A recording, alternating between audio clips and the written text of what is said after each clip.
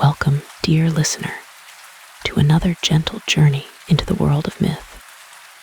Tonight, as the day settles into quiet, we'll drift northward to the icy realms of Norse mythology. Our story unfolds with a fascinating union, the marriage of Njord and Skadi.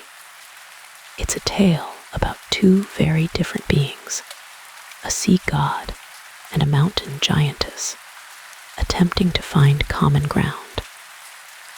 Their struggle to reconcile their contrasting lives offers a beautiful reflection on compromise and understanding. Ready to begin? Close your eyes, settle in, and let the ancient whispers carry you away. But just before we begin, if our stories help you drift off, please tap the like and subscribe buttons. In my channel, you can find Norse, Greek, and Egyptian mythology tales. Comment and tell me which myth you'd like to hear next. Your support helps us craft and shape more calm stories for fellow night owls.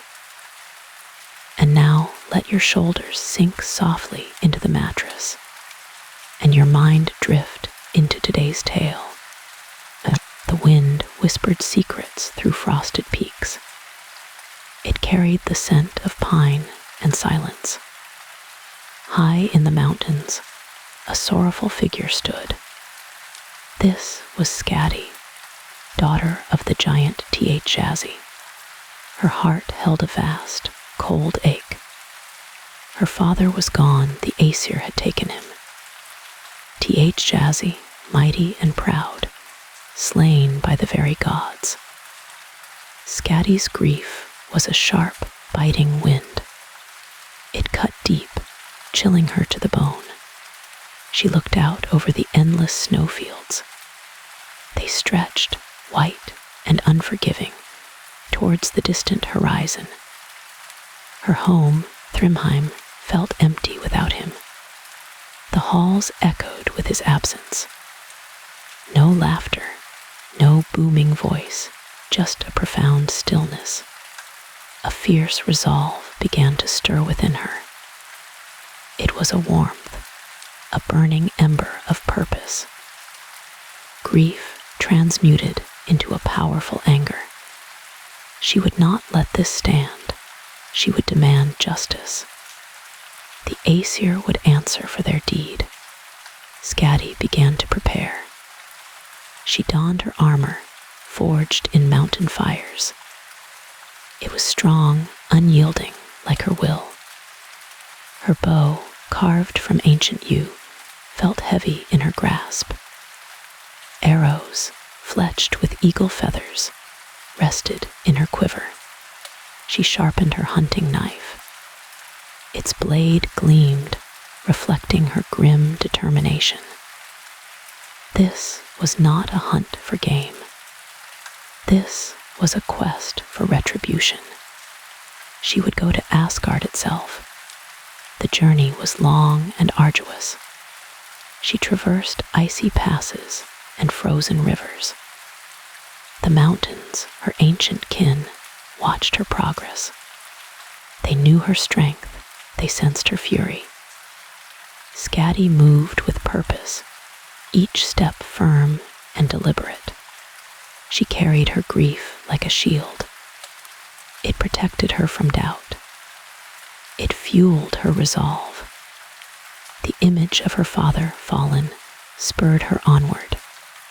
She would not rest until vengeance was hers. Finally, Asgard appeared in the distance.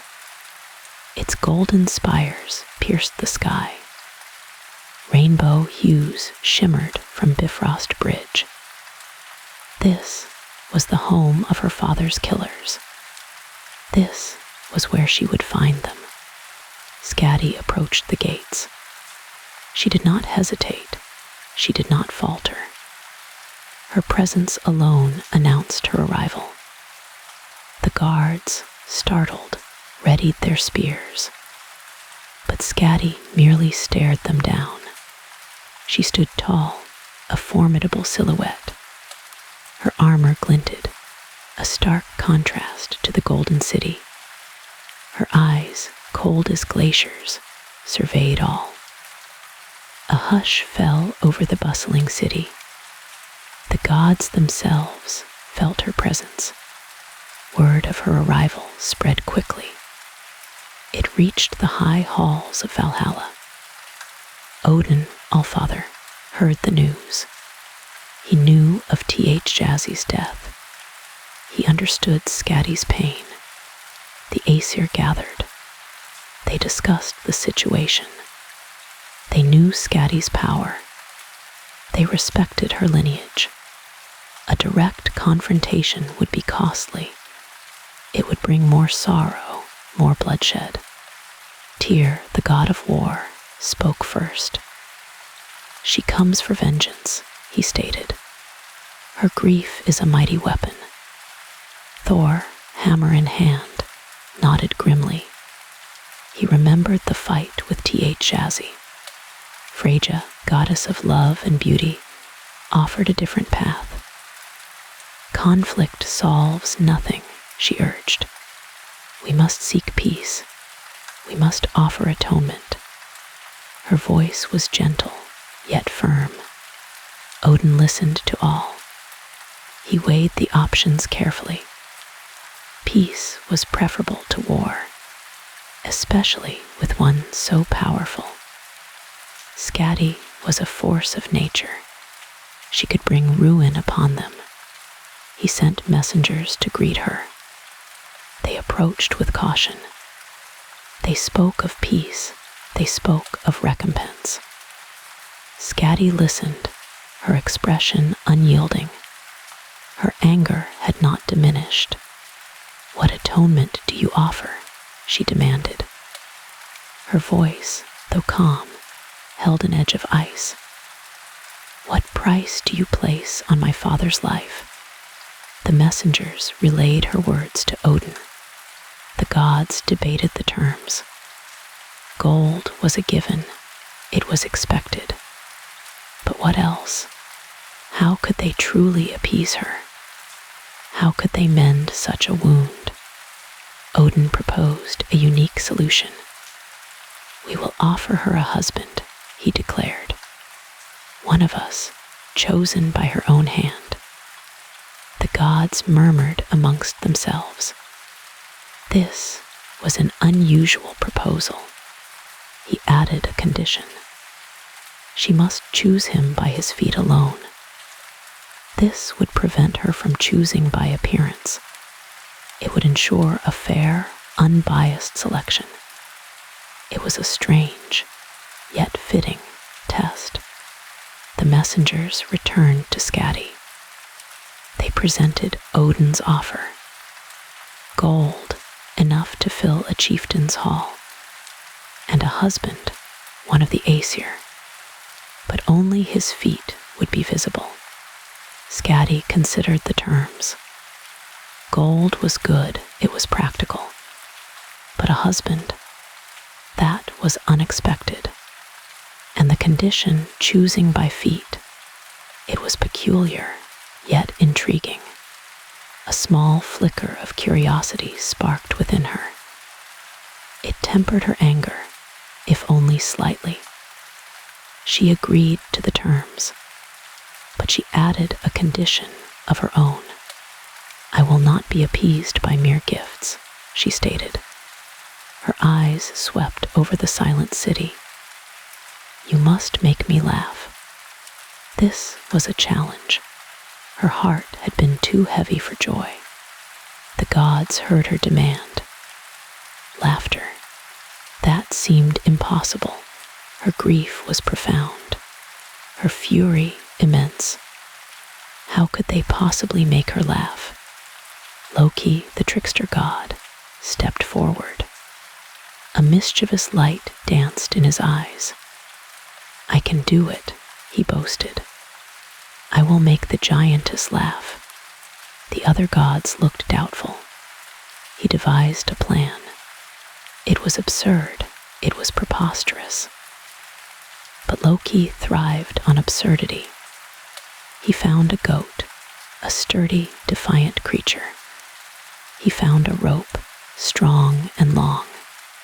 He tied one end of the rope to the goat's beard. He tied the other end to his own beard. Then he began to pull. The goat pulled back. They tugged and strained. Loki groaned, he grimaced. The goat bleated loudly. They danced a ridiculous jig. They stumbled and tripped. It was a bizarre, comical spectacle. Skadi watched, her face impassive. Her arms were still crossed. Her gaze remained fixed. The other gods held their breath. Would it work? Could Loki truly succeed? The goat bucked. Loki yelped. He fell backward, landing in a heap. The goat, startled, leaped over him. Loki scrambled up, his hair disheveled. He tried again. He pulled harder. The goat resisted more fiercely. They spun in a circle. Loki's eyes crossed. His tongue lolled out. A slight tremor passed through Skadi. A muscle twitched in her cheek. A faint smile touched her lips.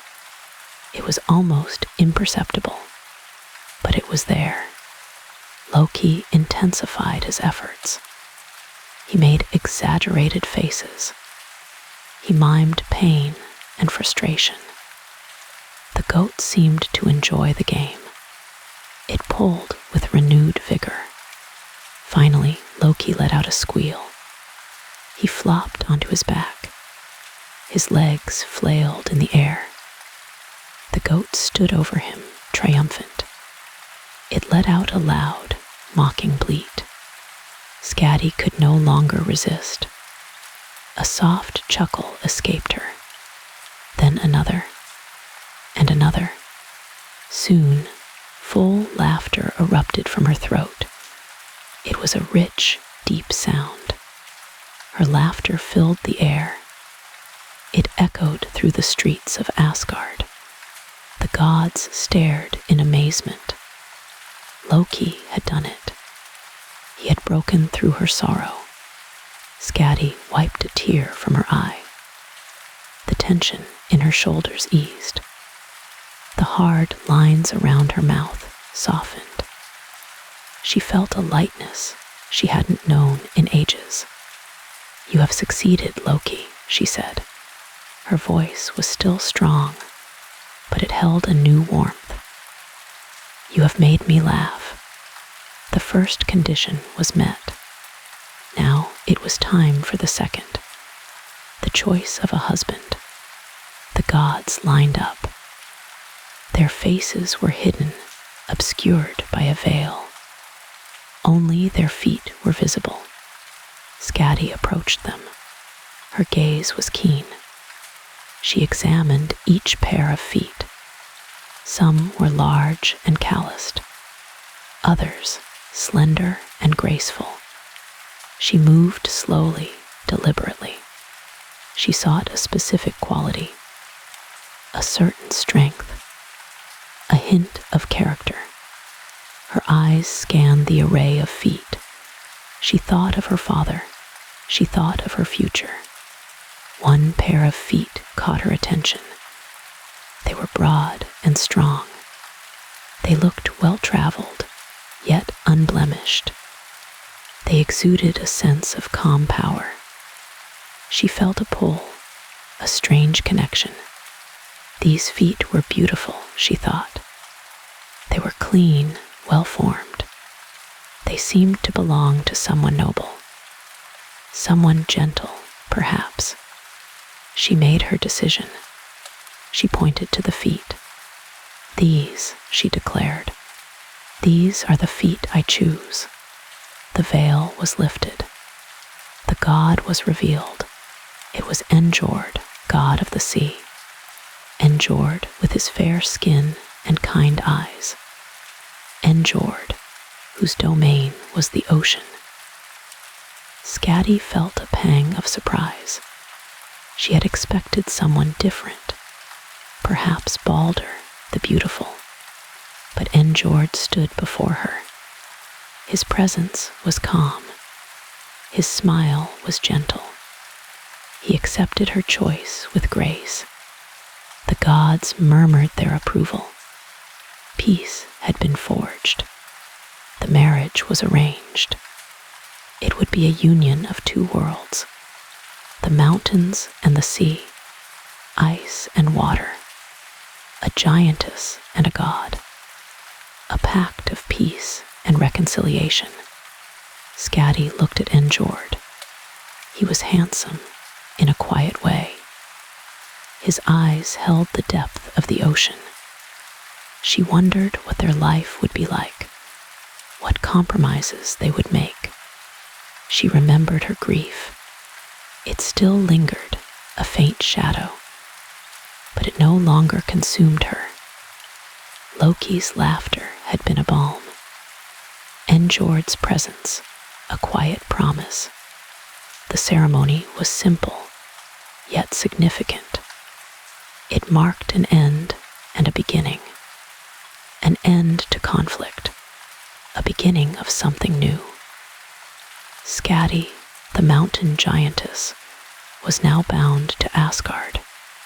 The golden hall glowed with warmth. Music played, soft and harmonious. Food and drink were shared. The tension had lifted. A fragile peace settled over the realm. Skadi, now Njord's wife, stood tall. Her armor was gone. She wore robes of soft wool. Her bow and arrows rested in her chambers. Her anger had subsided. She gazed at Njord.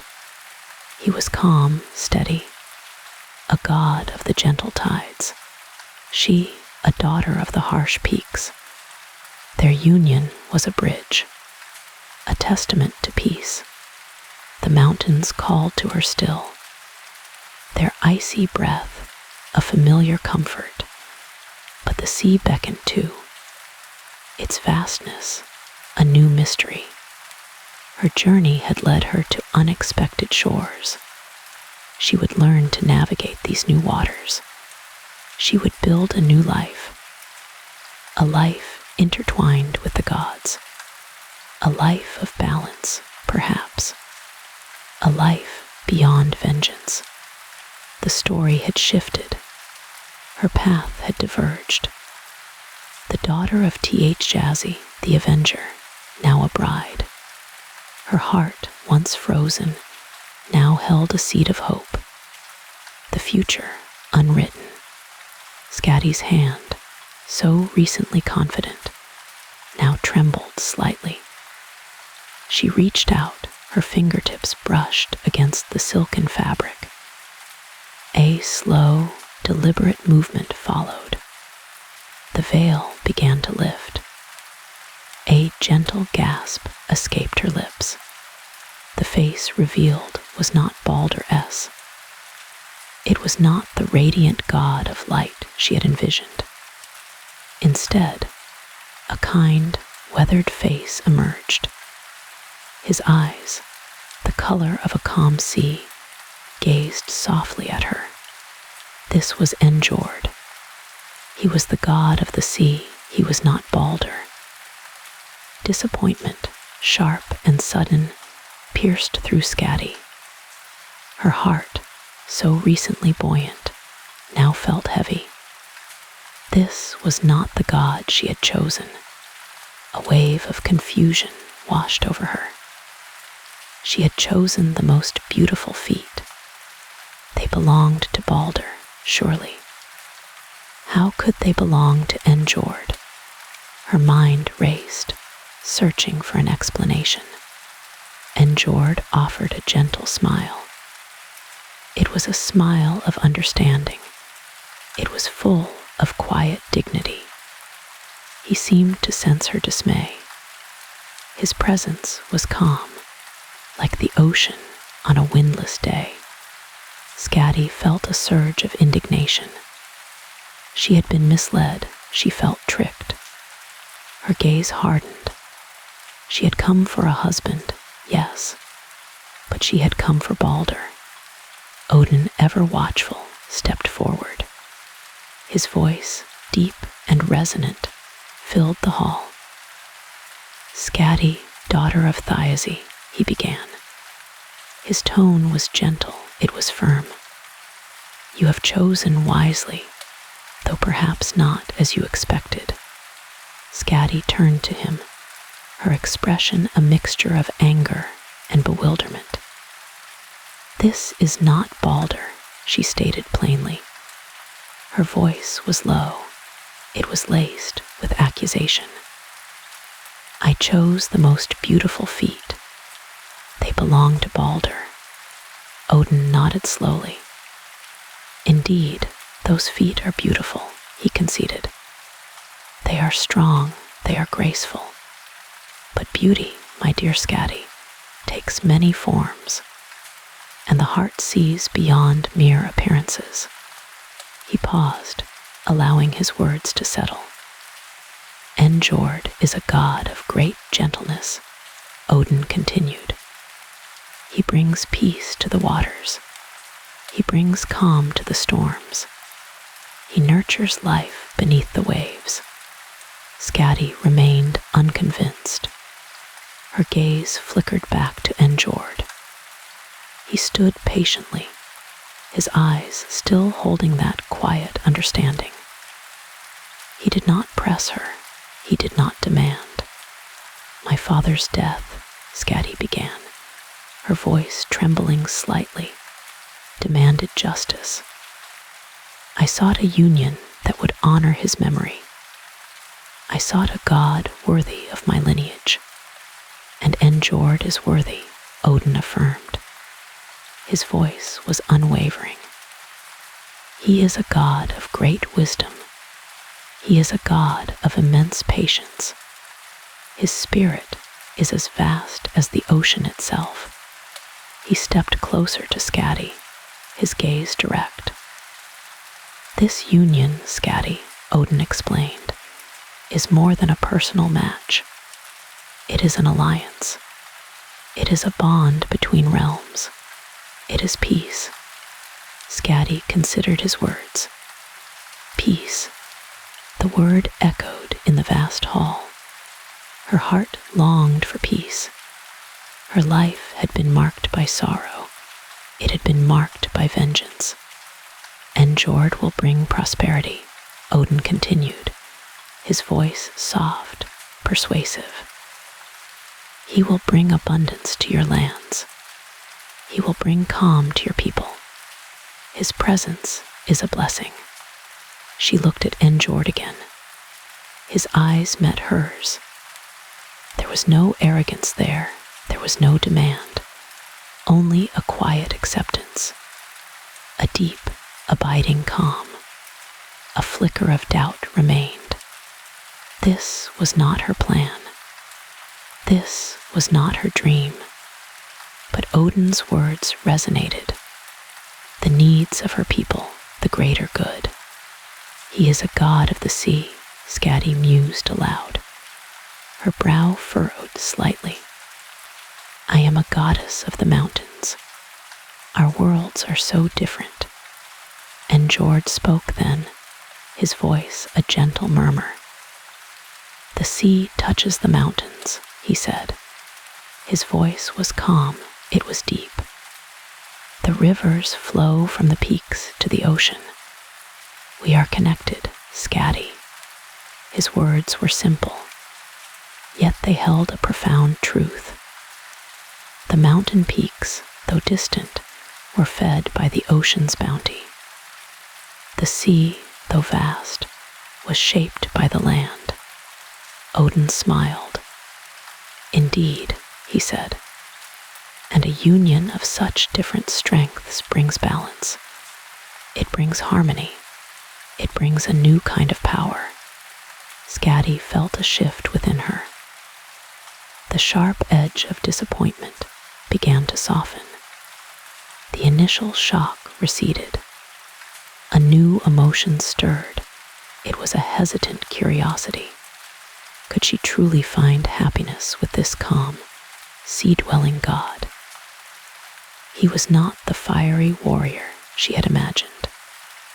He was not the radiant god of light, but he was kind. He was gentle. His presence was soothing, like the ebb and flow of the tides. His eyes held a depth that hinted at untold stories. Odin sensed her wavering. Consider the peace he offers, he urged gently. Consider the stability. Consider the quiet devotion he will bring. Skadi closed her eyes for a moment. She pictured her icy mountain home. She pictured the long, cold winters. She pictured the solitude.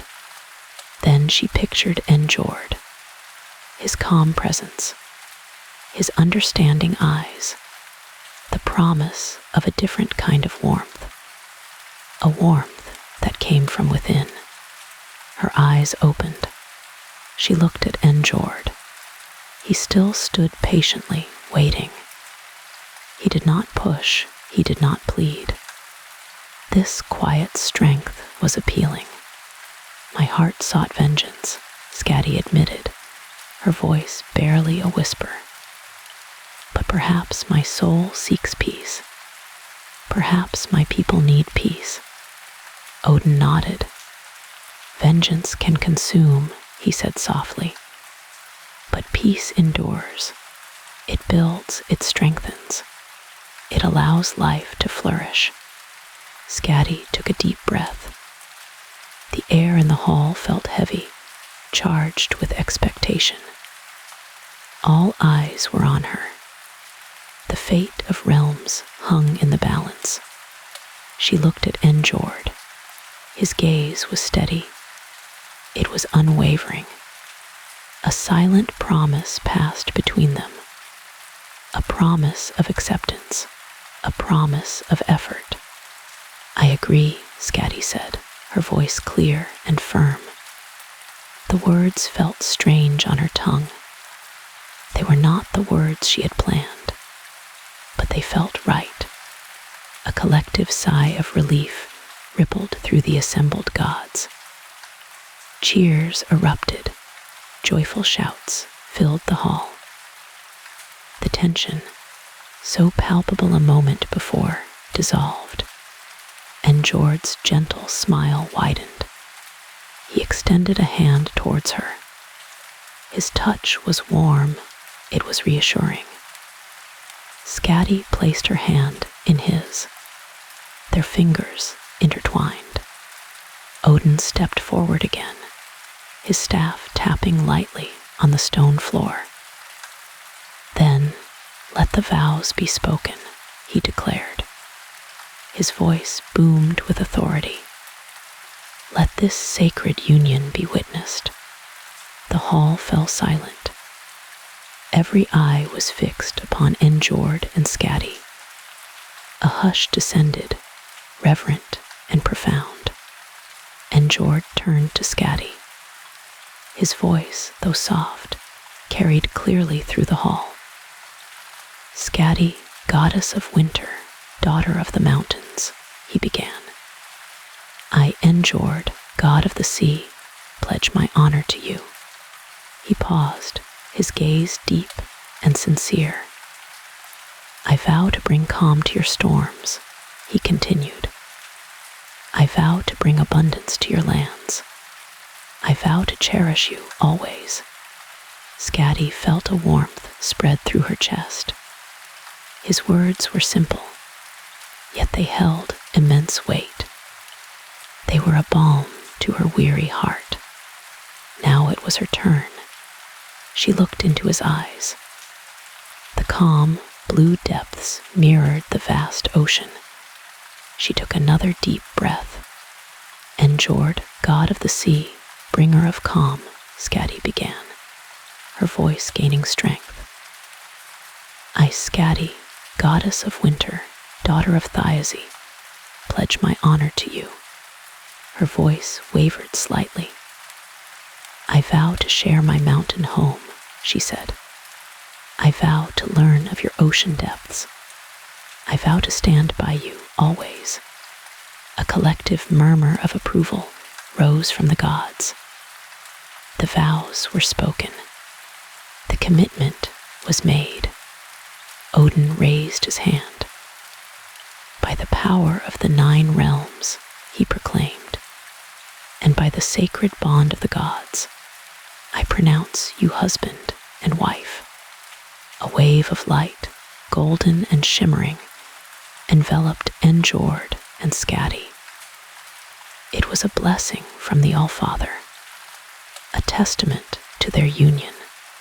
When the light faded, they stood together, hand in hand.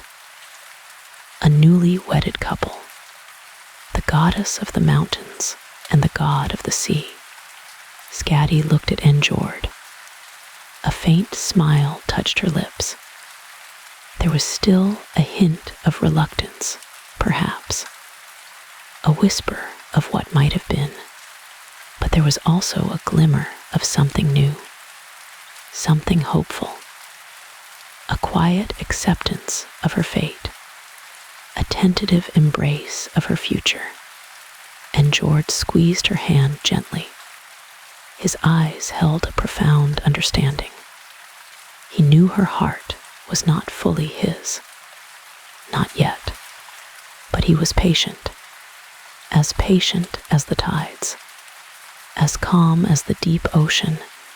He would wait, he would nurture, he would cherish. The marriage feast began. The hall erupted in celebration. Music filled the air, laughter rang out.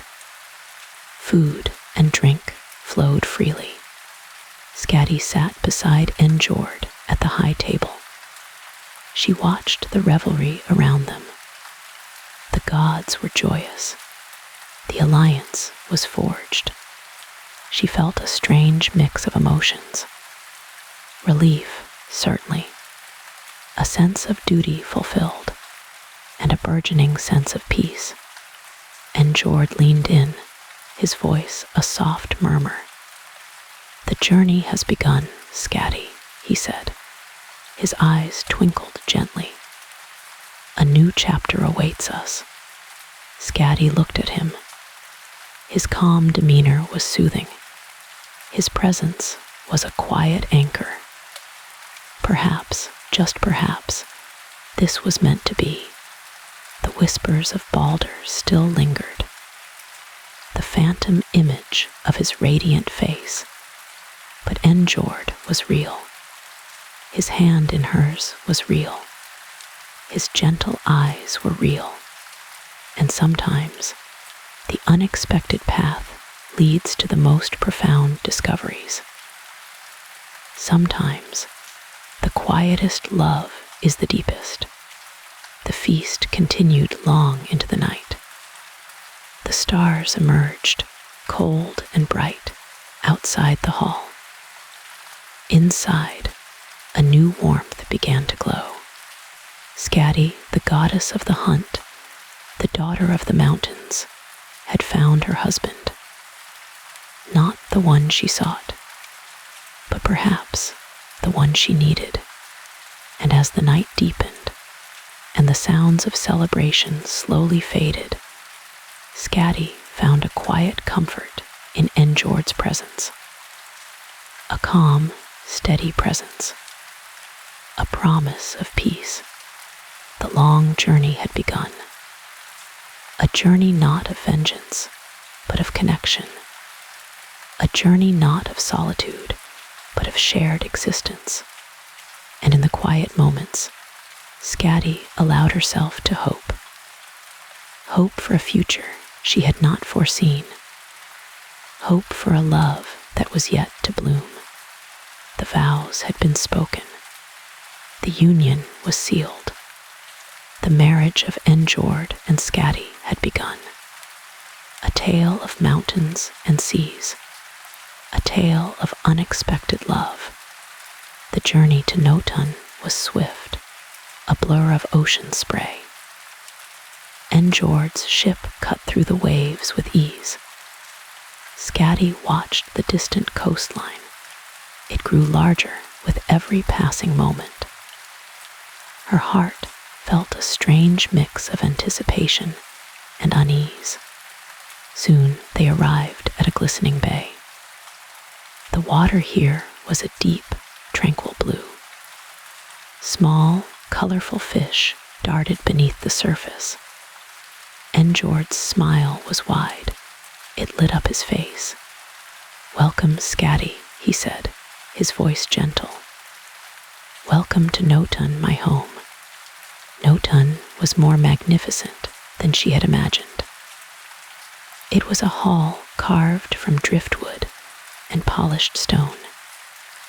Its walls shimmered with mother of pearl. The roof was adorned with seashells. They caught the sun's light. The air smelled of salt and seaweed. It was crisp and clean. Gentle waves lapped at the shore nearby. Njord led her inside. His hand rested lightly on her arm.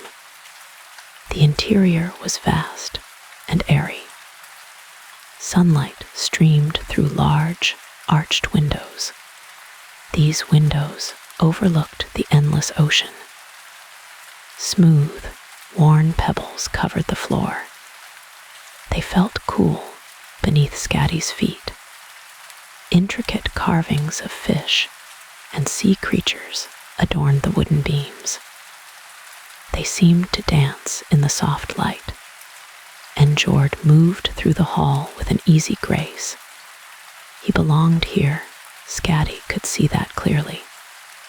He pointed out various treasures.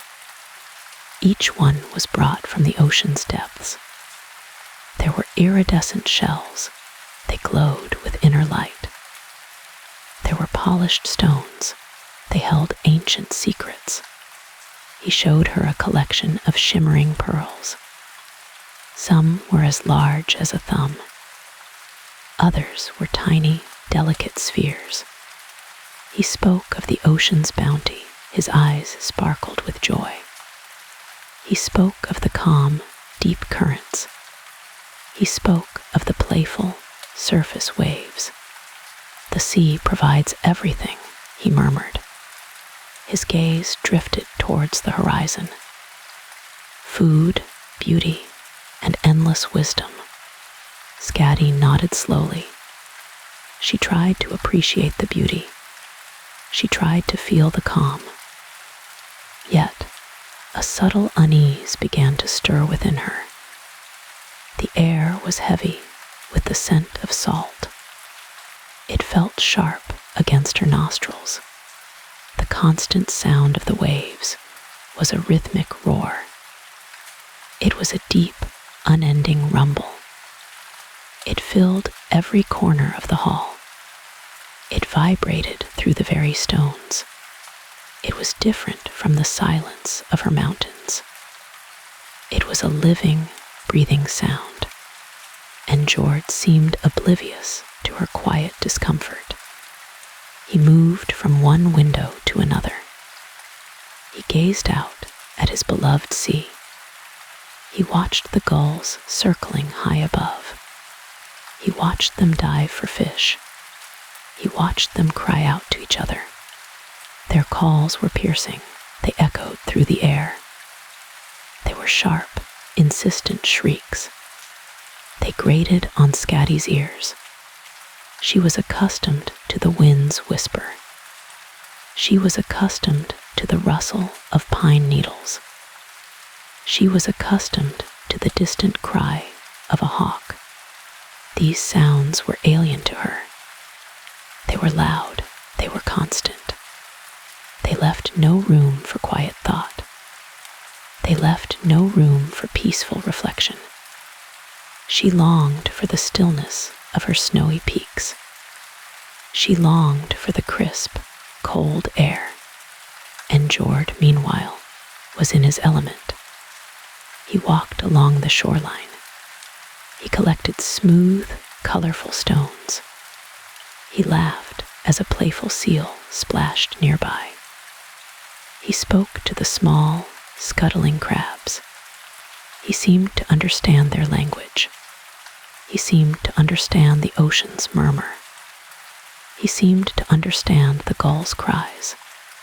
He seemed to understand the very breath of the sea. His joy was palpable. It radiated from him. It was a bright, infectious energy. He knelt by the water's edge.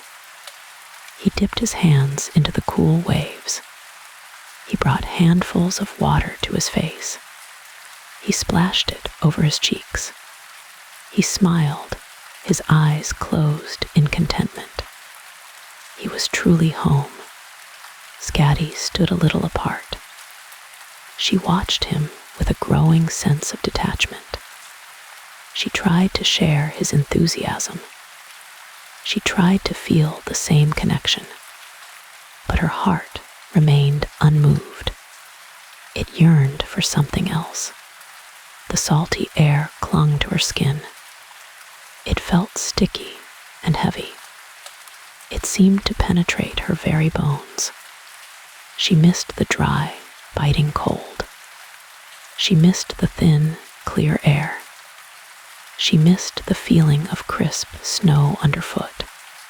She missed the scent of ancient fir trees. She missed the scent of frozen earth. She missed the silence that hummed with life. This new environment felt foreign. It felt oppressive in its unfamiliarity. It was a stark contrast to her mountain home. Days turned into a week. The routine of Notun began to settle. Njord would rise with the sun. He would greet the ocean with reverence. He would spend hours by the water. He would fish. He would explore. He would simply watch the waves. He would often invite Skadi to join him. "Come, my dear," he would say. His voice was full of warmth. "Feel the spray on your face. Listen to the ocean's song." Skadi would try to oblige him. She would walk beside him on the beach. Her steps were tentative, her gaze was distant. The sand felt soft beneath her boots, but it also felt unstable. It shifted with every step. The endless expanse of water stretched before her. It was beautiful, undeniably, but it also felt vast and overwhelming. It felt limitless in a frightening way. There were no comforting peaks, no familiar valleys. There was only the horizon. The gulls continued their incessant cries. They swooped and soared above them. Their white feathers flashed in the sun. They were a constant, noisy presence. Skadi found herself flinching sometimes. She found herself wishing for quiet. At night, the roar of the waves was even louder.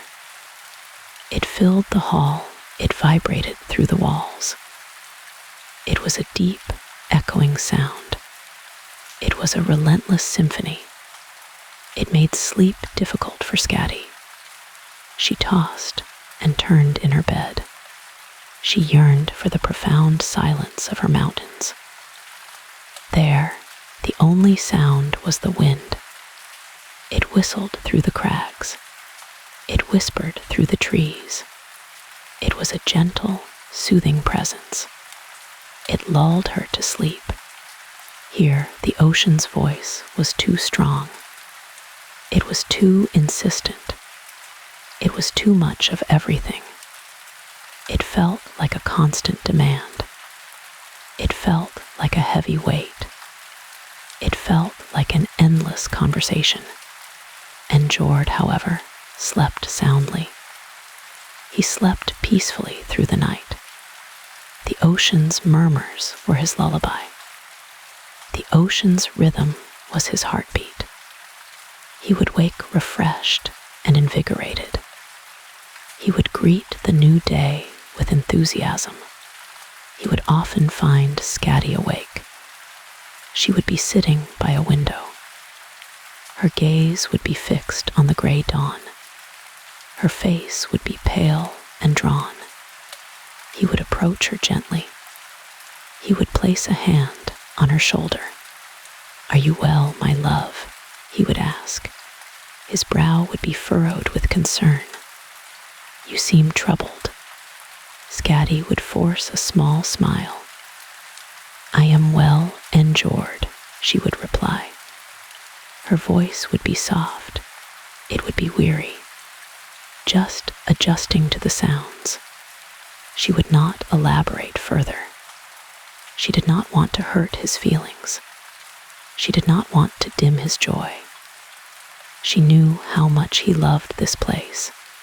She knew how deeply it was a part of him. But she could not pretend. She could not pretend to love it too. The constant dampness permeated everything. Her clothes felt perpetually cool. Her hair felt heavy with moisture. Even the air felt thick somehow. It felt different from the crisp, dry air of her home. She missed the feeling of biting cold. She missed the sting of icy wind. She missed the way her breath plumed. She missed the feeling of her cheeks reddening. She missed the raw, untamed beauty. She missed the stark, imposing landscape. Here, everything felt fluid. Everything felt soft and yielding. The sand shifted beneath her feet.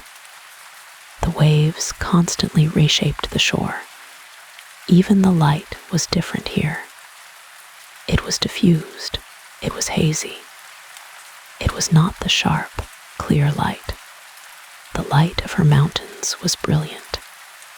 It was blinding in its purity. It illuminated every detail. It cast long, dramatic shadows. It was a light that invigorated her. It was a light that made her feel alive. The sea, for all its beauty, felt suffocating.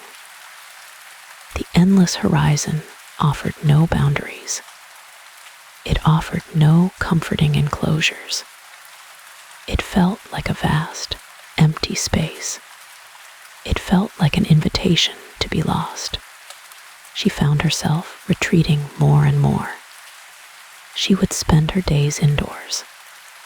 She would sit by the hearth. She would read. She would try to immerse herself in stories. She would try to escape the reality. And Njord would sometimes bring her gifts. He would bring her a string of pearls. He would bring her a rare, iridescent shell. He would present them with such tenderness. He would hope to see her smile. Skadi would accept them graciously. She would admire their beauty. She would thank him sincerely. But her heart remained heavy. The gifts were from the sea. They were a reminder of her discomfort.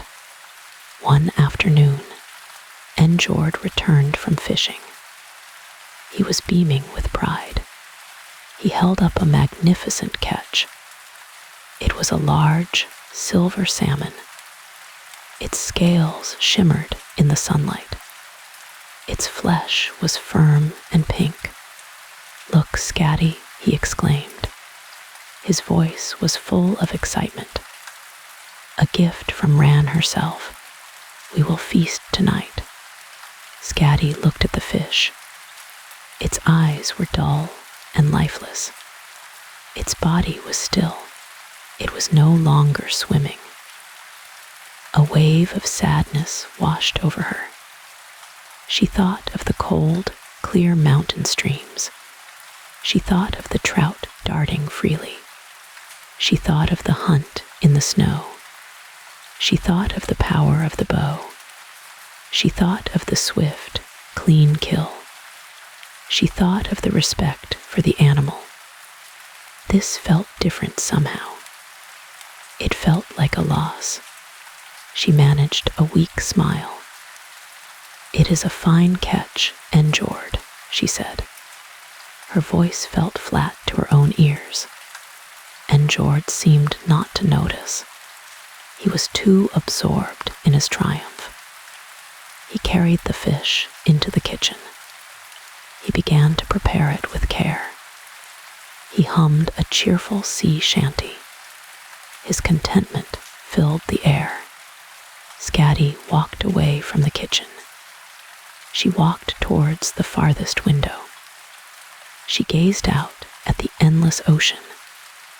The gulls wheeled overhead. They cried. The waves crashed against the shore. They roared. The salty spray misted the glass. She closed her eyes for a moment. She tried to conjure an image. She tried to recall a memory. She pictured her mountain home. She saw the snow-capped peaks. She saw the vast, silent valleys. She felt the sharp, cold air. She smelled the scent of pine and ice. She heard the wind's lonely song. She felt a profound longing. It was a longing that ached deep within her. It was a longing for everything familiar. She opened her eyes. The reality of Njord surrounded her. The sounds, the smells, the feeling. It was all so different. It was all so contrary. It was all so far from her truth. A subtle tension began to build. It was not spoken aloud. It was not acknowledged directly. But it was present in the air. It was present in Skadi's quiet sighs. It was present in Njord's unspoken questions. Their differing preferences were clear. Their differing natures were apparent. He was of the sea, she was of the mountains. He thrived in the open, fluid expanse. She yearned for the solid, unchanging earth. He loved the constant sound. She craved the profound silence. He embraced the salt and the dampness. She longed for the dry, crisp cold. This beautiful hall by the sea. It was his paradise. But for Skadi, it was a gilded cage. It was a place of endless noise. It was a place of relentless salt. It was a place where her spirit felt trapped, the initial joy of their union. It began to fade with each passing day. It was replaced by a quiet ache, an ache for what was lost, an ache for what could not be. The sea was Njord's lifeblood. The mountains were Skadi's soul. How could these two worlds truly meet? How could they truly intertwine? The gulls continued their cries. The waves continued their roar. Skadi watched the sun set slowly. It dipped below the horizon. The sky turned to shades of orange and purple. The ocean became a vast, dark expanse. It swallowed the light whole. It seemed to hold secrets.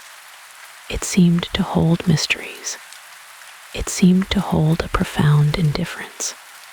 It was beautiful, yes, but it was not hers. It would never be hers. Her heart remained with the peaks. Her spirit remained with the snow. The first signs of strain, subtle as they were, had begun to appear. They were like tiny cracks in a beautiful vase. They were almost imperceptible. But they were there nonetheless. The sound of the waves continued. It was a constant reminder. A reminder of the vast distance. A reminder of the growing divide. A chasm was slowly opening. It was between the sea and the mountains. It was between Njord and Skadi, a silent, unacknowledged chasm. It would soon grow wider. It would soon become impossible to ignore. The crisp mountain air bit at Njord's skin, a stark contrast to Notun's gentle sea breeze. He shivered, pulling his thick furs tighter around him. Thrymheim loomed, a fortress of stone and ice, high among the jagged peaks. This was Skadi's ancestral home, a place of raw, untamed beauty. Skadi, by his side, seemed to glow in the frigid light. Her breath plumed in frosty clouds. Her eyes, bright as winter stars, scanned the vast, snow-laden landscape. She breathed deeply, a contented sigh escaping her lips. This was her element, her true domain. And Njord had agreed to this move, of course. His affection for Skadi ran deep. He had promised to honor her wishes. Yet, a quiet unease settled in his heart. The silence here was profound, broken only by the wind's mournful howl. It was a silence utterly unlike the sea's ceaseless murmur. Their journey had been long, arduous. They had left Notun with the first light of dawn. The path rose steeply, winding through ancient forests. Pine boughs, heavy with snow, brushed against their shoulders. The air grew thinner with every upward step, and Njord, accustomed to the ocean's boundless expanse, felt a strange confinement. The towering peaks seemed to press in on him. They dwarfed everything, even the sky. He longed for the wide, open horizon. He missed the familiar scent of salt and brine. Skadi, however, moved with effortless grace. She bounded over snowdrifts. Her laughter, clear as ice bells, echoed through the quiet woods. She pointed out ancient landmarks. She spoke of her ancestors, mighty Jurtnar, giants of the frost. She showed him the very cave where her father, Thiazi, had once stored his stolen treasures.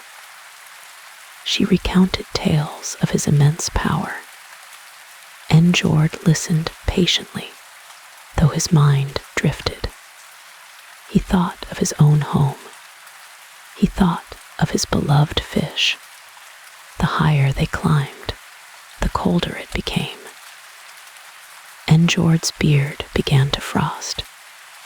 His fingers and toes, despite the thickest wool, felt numb. He watched Skadi with a mixture of admiration and bewilderment. She seemed impervious to the biting cold. Finally, they reached Thrymheim itself. It was a vast, sprawling hall, carved into the very heart of the mountain.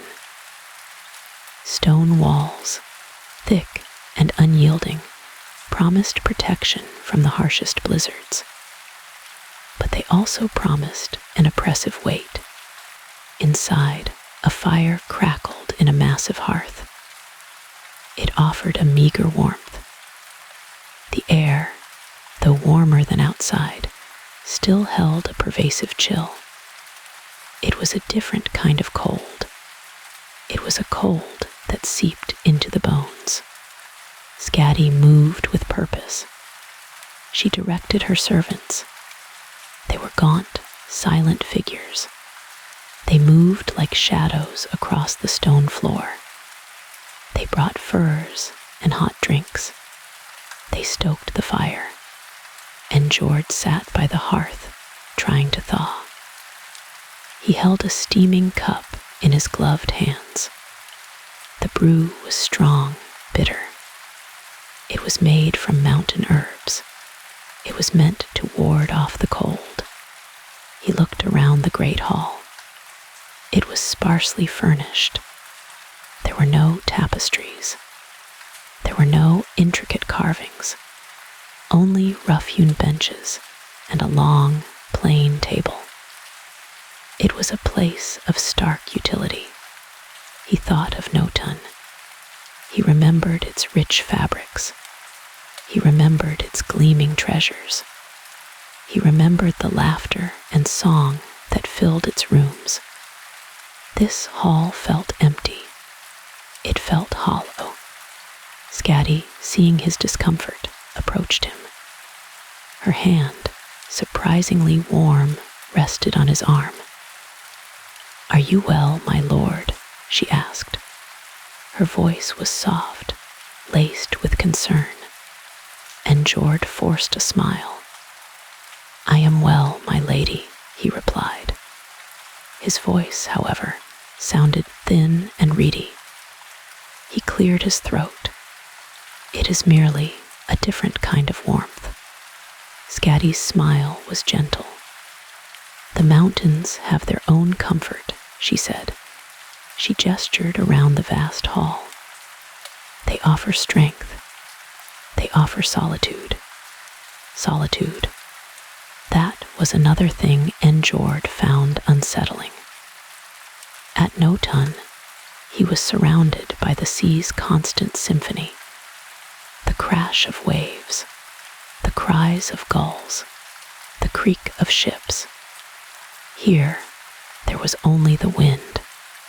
The wind was a constant presence. It whistled through unseen cracks. It moaned around the mountain's jagged edges. It sounded like a lament. It sounded like a hungry beast. He missed the laughter of his sea folk. He missed their boisterous tales. He missed the easy camaraderie of his hall. Here, the servants moved silently. Skadi, though present, seemed distant. She was absorbed in her mountain world. The days passed slowly. Each morning, Njord would wake to the same biting cold. He would watch the sun rise over the snow-capped peaks. Its light was harsh. It was blinding. He tried to adapt. He tried to embrace the mountain life. He joined Skadi on her hunts. She was a formidable huntress. She moved with a predator's stealth. She tracked game through the deep snow. Njord, however, struggled. His sea legs were ill-suited for the treacherous terrain. He slipped on ice.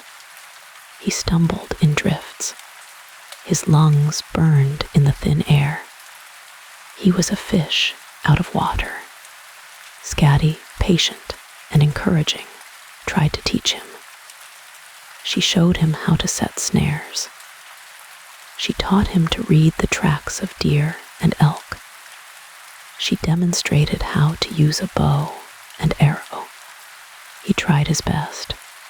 He truly did, but his heart wasn't in it. His thoughts always drifted back to the sea. He pictured the schools of fish. He pictured the sleek, playful seals. He pictured the vast, blue depths. One afternoon, they were high on a ridge. The wind whipped around them.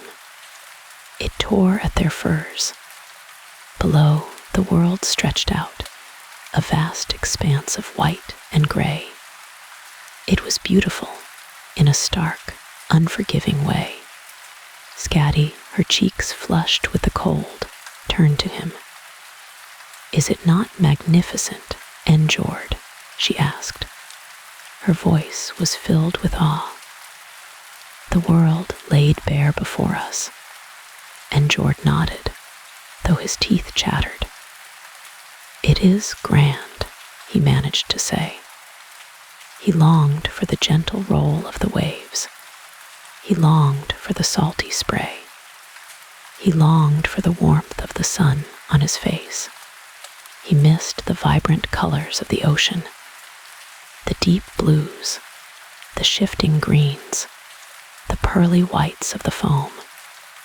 Here, everything was muted. Everything was stark. He missed the sounds, the rhythmic crash of the surf, the distant cries of seabirds, the murmur of the tide. Here, only the wind's relentless howl. It gnawed at his peace. He missed the taste of fresh fish. Here, their diet consisted mostly of dried meats and root vegetables. It was nourishing, certainly, but it lacked the variety and freshness of the sea's bounty.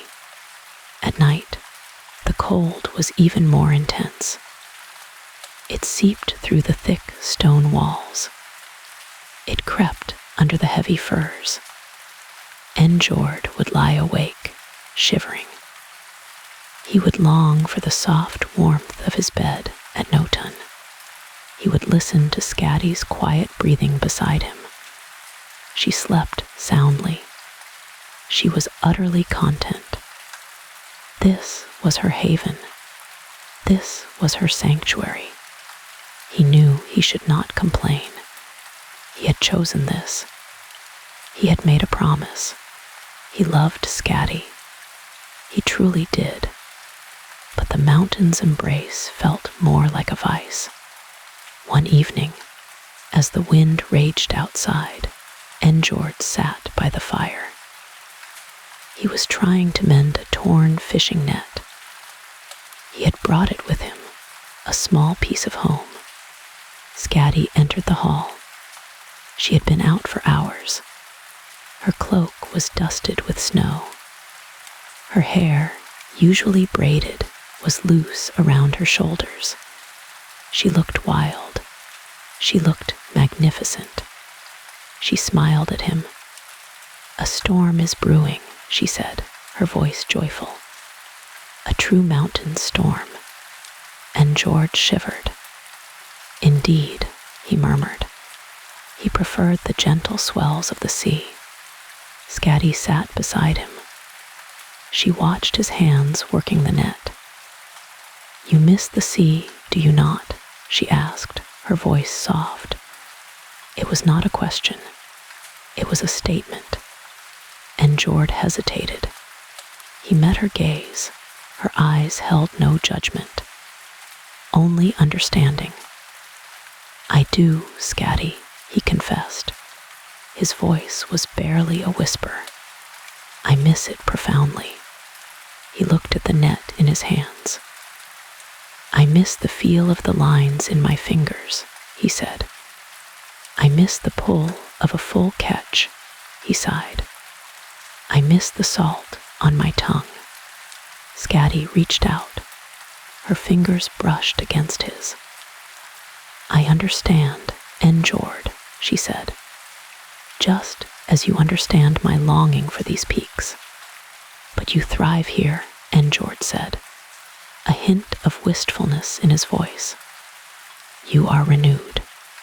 Skadi smiled, a radiant, genuine smile. "And you are not," she finished for him. "I see it in your eyes. I hear it in your silence." She leaned closer. "The mountains are my heart, Njord," she said. "They always have been. They are wild, they are free, they are unyielding. And the sea is mine," Njord replied. "It is vast, it is deep, it is ever-changing." A comfortable silence settled between them. The fire crackled. The wind howled. Two worlds so different had come together. They were trying to find a common ground. And Njord looked at Skadi. Her beauty was undeniable. Her strength was inspiring. He knew he could not ask her to leave this place. This was her essence. But he also knew he could not endure this forever. The cold gnawed at his spirit. The silence pressed in on his soul. He yearned for the sea's embrace. He closed his eyes. He pictured the waves. He heard their distant roar. He felt the gentle rocking of his ship. He imagined the sun, warm on his skin. He opened his eyes. The reality of Thrymheim was stark. The stone walls, the flickering firelight, the pervasive chill. He knew, with a certainty that settled deep in his bones, that this arrangement could not last. Their hearts pulled them in opposite directions. Skadi, sensing his thoughts, squeezed his hand. "We will find a way, Njord," she said. Her voice was firm. It was full of conviction. "We always do." But Njord wondered. How could two such disparate lives truly intertwine? How could a sea god thrive in the heart of the mountains? How could a mountain goddess find peace by the endless ocean? The wind shrieked, a mournful cry. It echoed through the vast, empty halls of Thrymheim. It seemed to whisper of an inevitable parting. It seemed to speak of a choice yet to be made. Njord pulled the fur closer around him. He shivered again. The cold of the mountains was more than just physical. It was a cold that touched the spirit. It was a cold that chilled the very essence of his being. He longed for the warmth of his true home. He longed for the comforting rhythm of the sea, the solemn agreement, a fragile compromise spun from threads of hope and necessity, had been struck. Njord, god of the sea, and Skadi, Jurtin of the hunt and winter, would share their lives by rotating their homes. 9 nights in Njord's sun-drenched sanctuary of Notan, then 9 nights in Skadi's formidable, snow-clad fortress of Thrymheim. This rhythmic cycle, they believed, would be the crucible in which their nascent bond would be tested, forged, and ultimately strengthened. Their first return to Notan, a haven nestled on the shimmering coast, brought a profound, quiet relief for Njord. The salty air, thick with the scent of brine and distant kelp, filled his lungs. He breathed deeply, a primal contentment settling in his very bones. The ceaseless murmur of the waves, a lullaby he had known since the dawn of time, embraced him like a familiar lover. Skadi, however, felt a subtle chill despite the warm embrace of the midday sun. The air, though balmy, lacked the crisp, invigorating bite of her mountain home. Njord watched the familiar waves, cresting and breaking on the shore, feeling anchored and immeasurably strong, as if the very ocean pulsed in harmony with his heart. Skadi walked the shoreline, her steps hesitant, leaving faint impressions in the yielding sand. Each grain seemed to shift beneath her boots, a stark contrast to the solid, unyielding rock and ice of her ancestral lands. A deep, almost physical ache settled in her chest, a yearning for the towering, snow-capped peaks that were her true home. Njord, ever attuned to the subtle shifts in her demeanor, noticed the quietude that had descended upon her.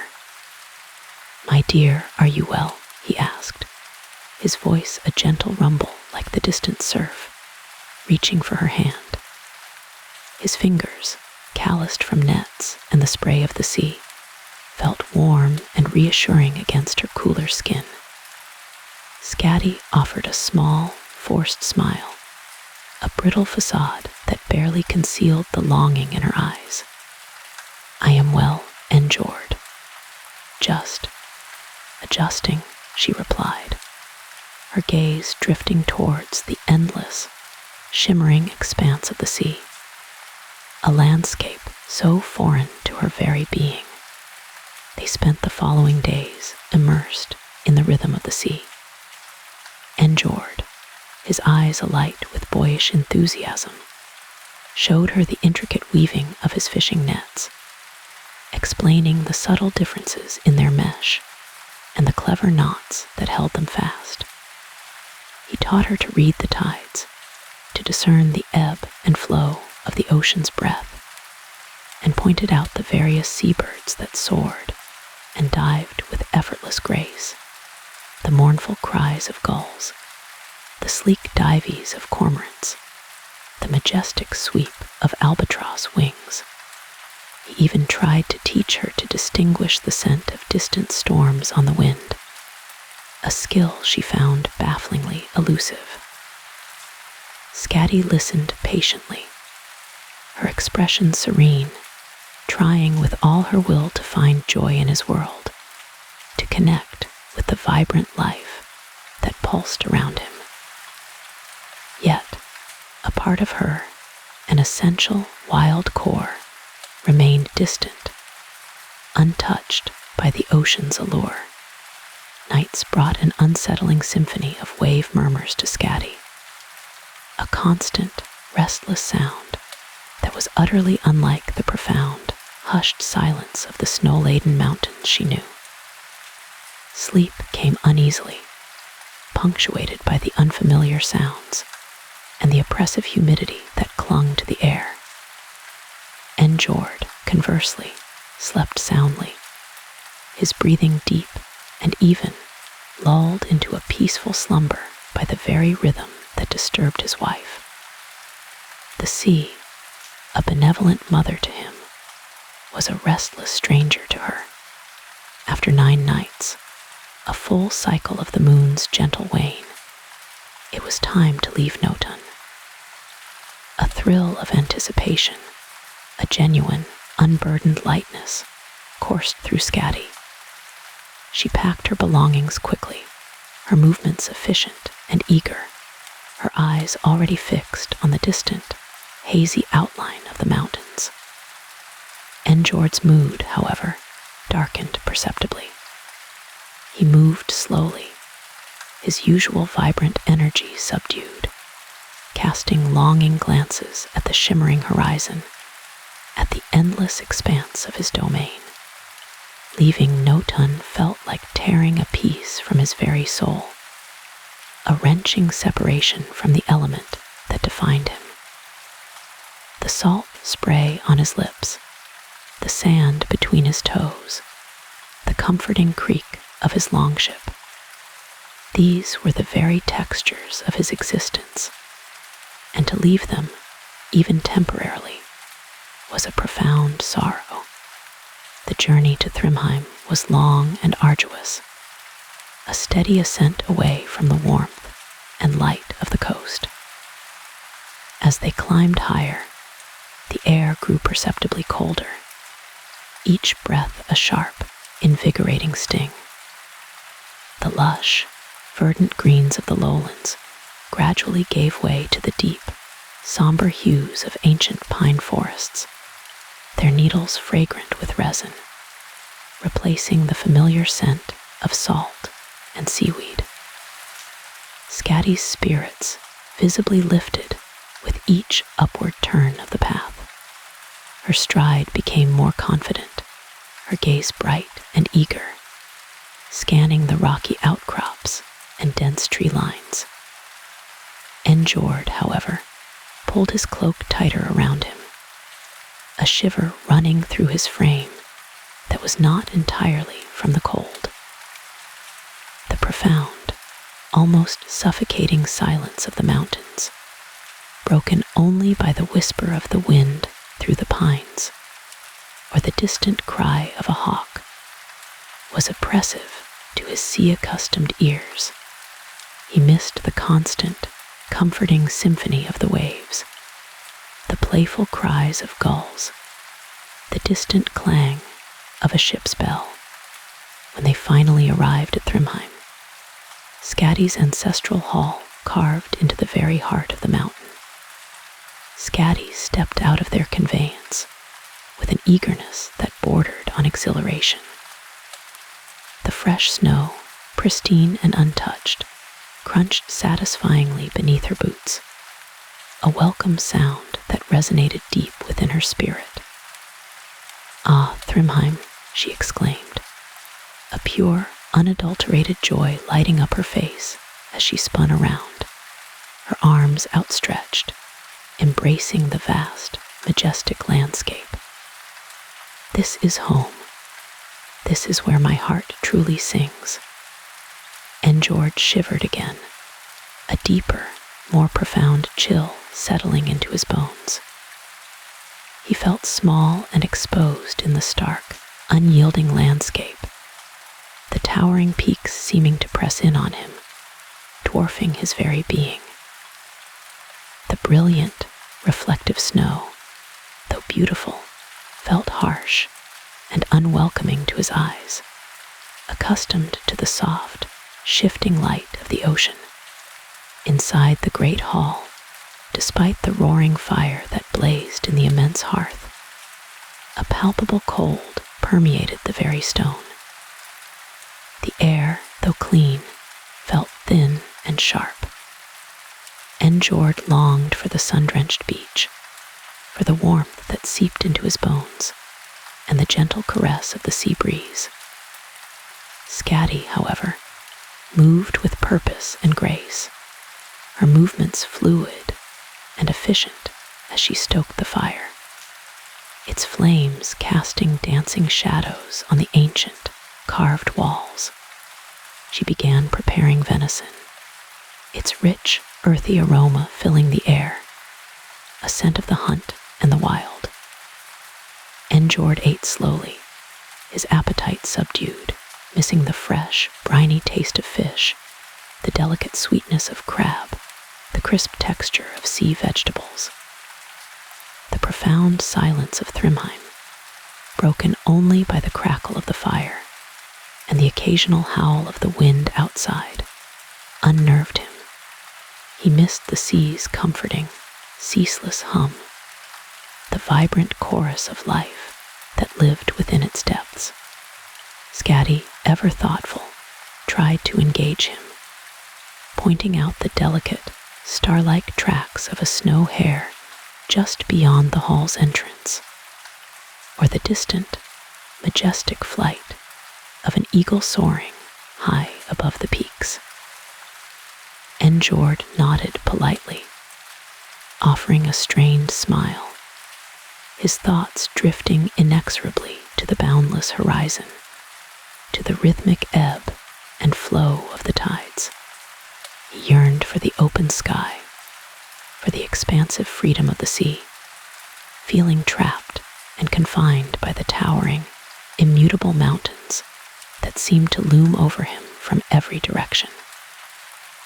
At night, Njord tossed and turned on his bed of furs, the cold and the profound silence of the mountain hall deafening to his ears, accustomed to the constant, gentle roar of the waves. Skadi, nestled deep in her own furs, slept peacefully, her breathing soft and even completely at peace in her element. After 9 nights, a wave of profound relief washed over Njord. The mere prospect of returning to Notun, to the warmth and light of his true home, lifted his spirits like a rising tide. Skadi watched him, a subtle pang of sadness, a quiet ache settling in her chest. Leaving Thrymheim was a wrench, a tearing away from the very essence of her being. The snow-covered peaks, the crisp, clean air, the thrill of the hunt, these were the things that nourished her soul. This pattern continued, a relentless, cyclical dance of discomfort and quiet joy. 9 nights of subtle, gnawing discomfort for one, 9 nights of profound, restorative peace and quiet joy for the other, then the roles would inexorably reverse. Each journey, whether descending to the sea or ascending to the mountains, was more than just a physical transition. It was a profound shift in their very being, their moods mirroring the landscape they were either leaving or approaching. In no time, Njord bloomed. His skin took on a healthy, sun-kissed glow. His eyes sparkled with the reflected light of the ocean, and his laughter, deep and resonant, filled the air, carried on the sea breeze. He would spend hours by the shore mending nets, pulling in bountiful catches of fish, or simply gazing out at the endless expanse of his domain, a picture of absolute contentment. Skadi watched him, a gentle ache in her chest, a silent yearning for her own wild, untamed world. She would walk the sands, but her steps lacked the lightness of his, and her gaze would often drift, not to the sea, but to the distant, hazy outline of the mountains on the horizon. Njord knew deep in his heart that her spirit was elsewhere, that a part of her remained tethered to the peaks. He tried to distract her, to share with her the wonders of his ocean realm, but her eyes, though kind, held a distant, yearning look, a silent plea for her true home. When it was time to leave Noton, Njord grew quiet, his vibrant energy dimming like a fading sunset.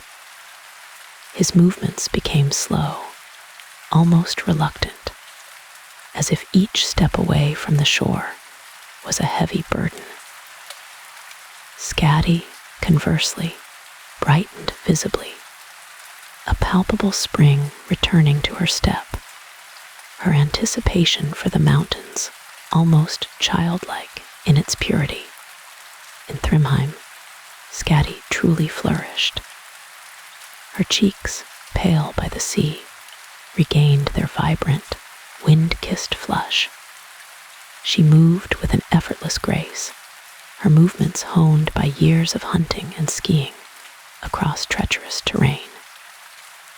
She would spend her days exploring the vast forests, tracking elusive game, her bow slung easily over her shoulder, or gliding across the pristine snow on her skis, a blur of motion against the stark white landscape.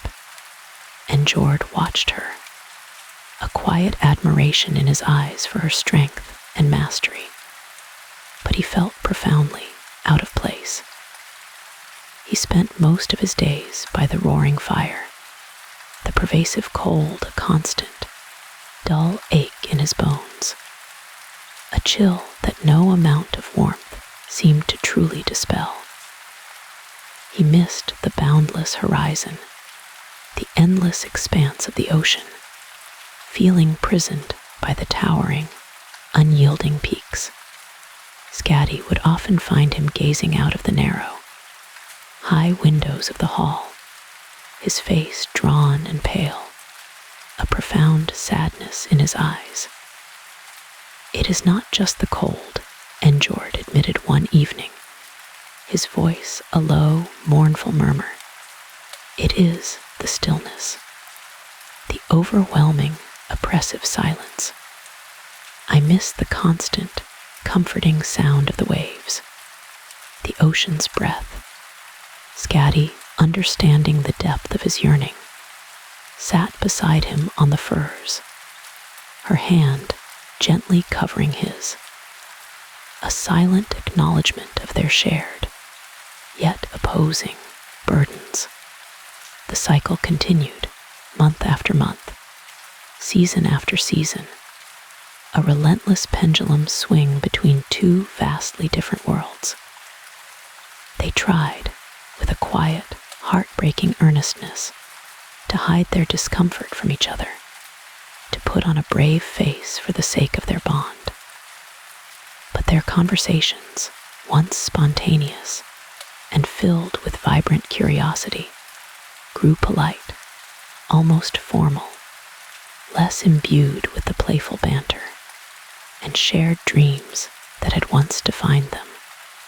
The deeper emotions, the profound yearnings for their respective homes, remained unsaid, unspoken, a growing chasm between them. Sometimes, in the dead of night, they would lie awake, aware of each other's restless stirring, the silent acknowledgement of a shared, yet separate, misery hanging heavy in the air.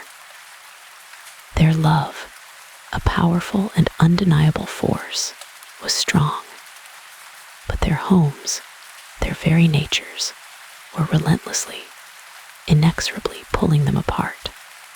The compromise, meant to bridge the gap between their worlds, was instead highlighting their fundamental differences, amplifying the very chasm it was designed to span. The year cycled on, the seasons turning, bringing with them a visible toll on both of them. Njord's usually sun-kissed skin grew pale and almost translucent in the perpetual shadows and biting cold of the mountains, his vibrant energy slowly draining away.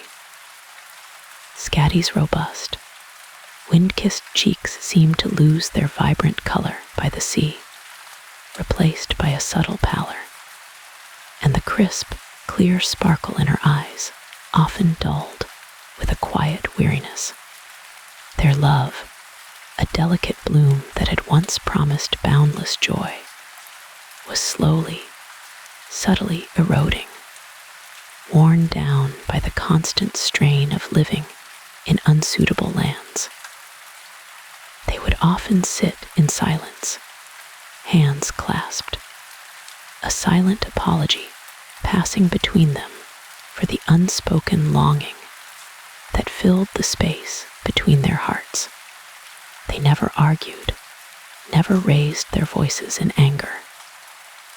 Their complaints, when they dared to voice them, were gentle, almost tender expressions of their own quiet pain.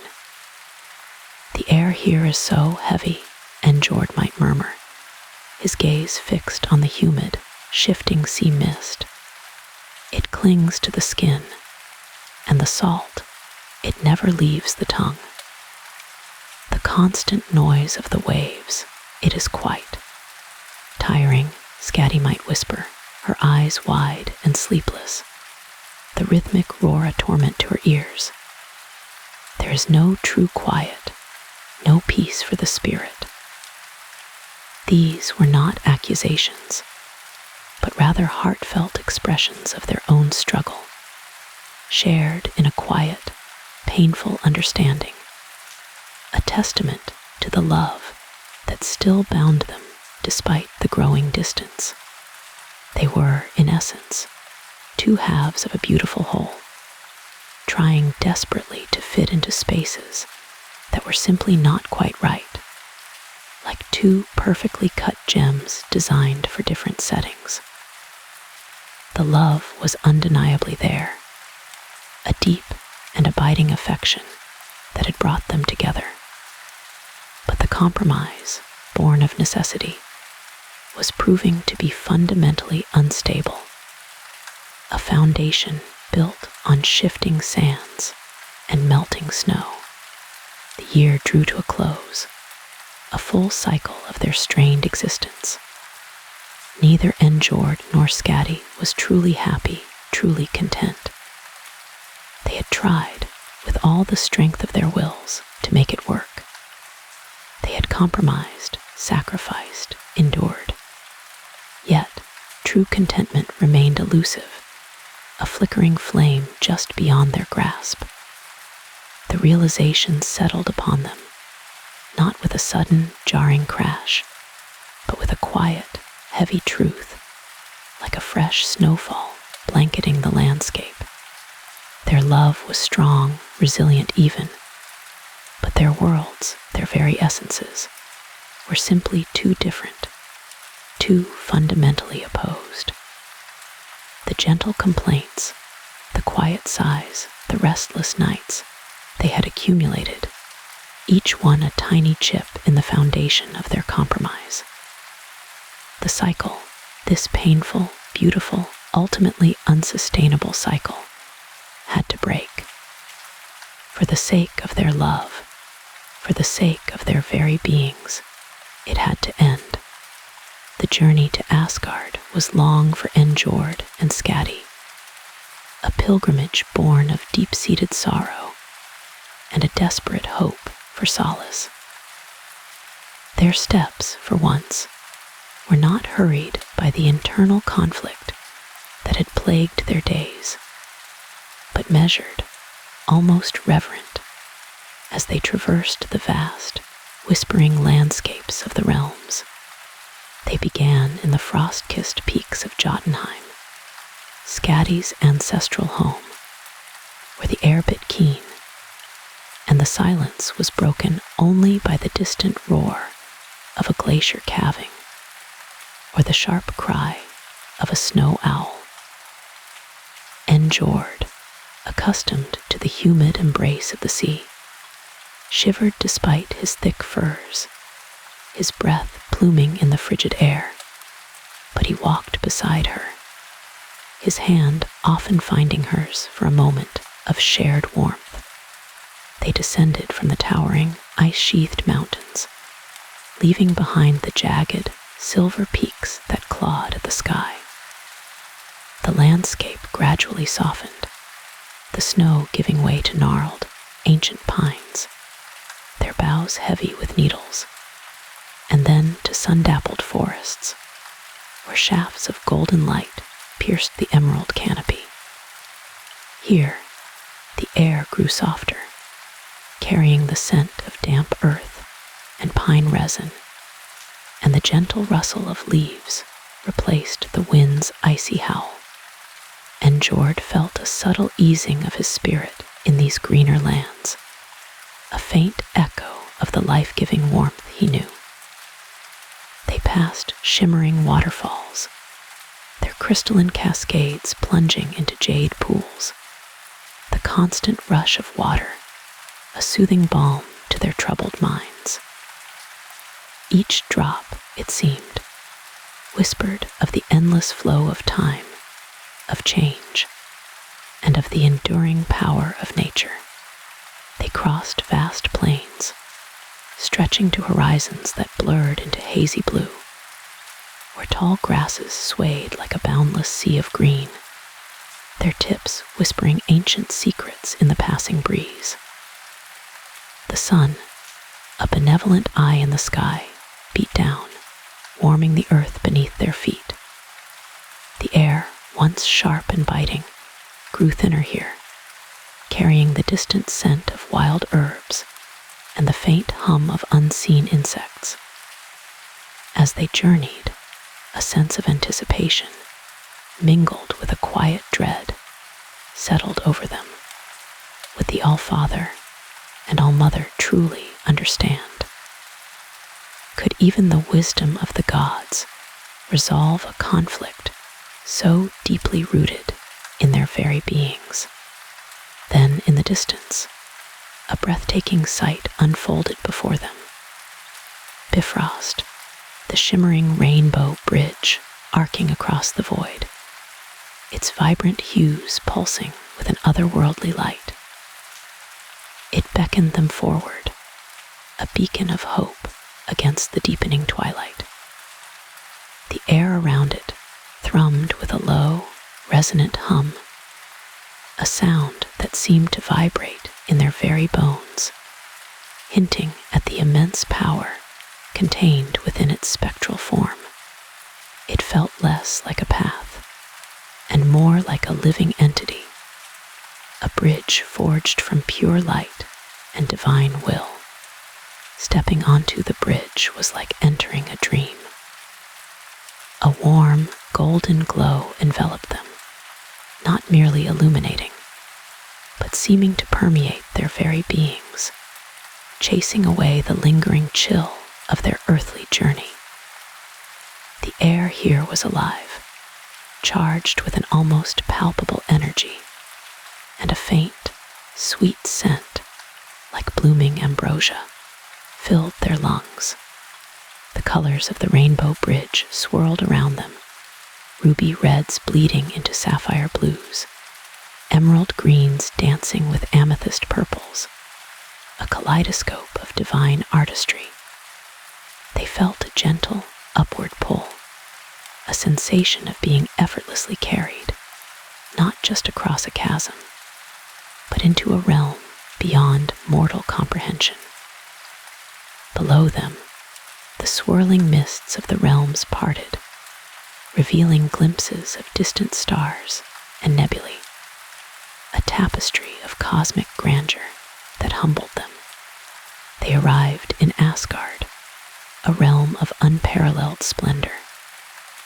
The transition was seamless, a gentle settling onto solid ground. The air now was crisp and invigorating, carrying the faint, metallic scent of ozone and the sweet fragrance of blossoms from unseen gardens. Golden halls gleamed under a sky that seemed perpetually bathed in the soft glow of a perpetual dawn, reflecting the light with an almost blinding brilliance. Every surface, from the polished marble floors to the towering, intricately carved pillars, seemed to shimmer with an inner luminescence. The sound of distant, melodious music, like the harmonious strumming of 1,000 harps, drifted on the air, weaving through the gentle murmur of voices. The very atmosphere hummed with power, a benevolent, ancient energy that resonated with their divine natures, reminding them that they were home, among their kin.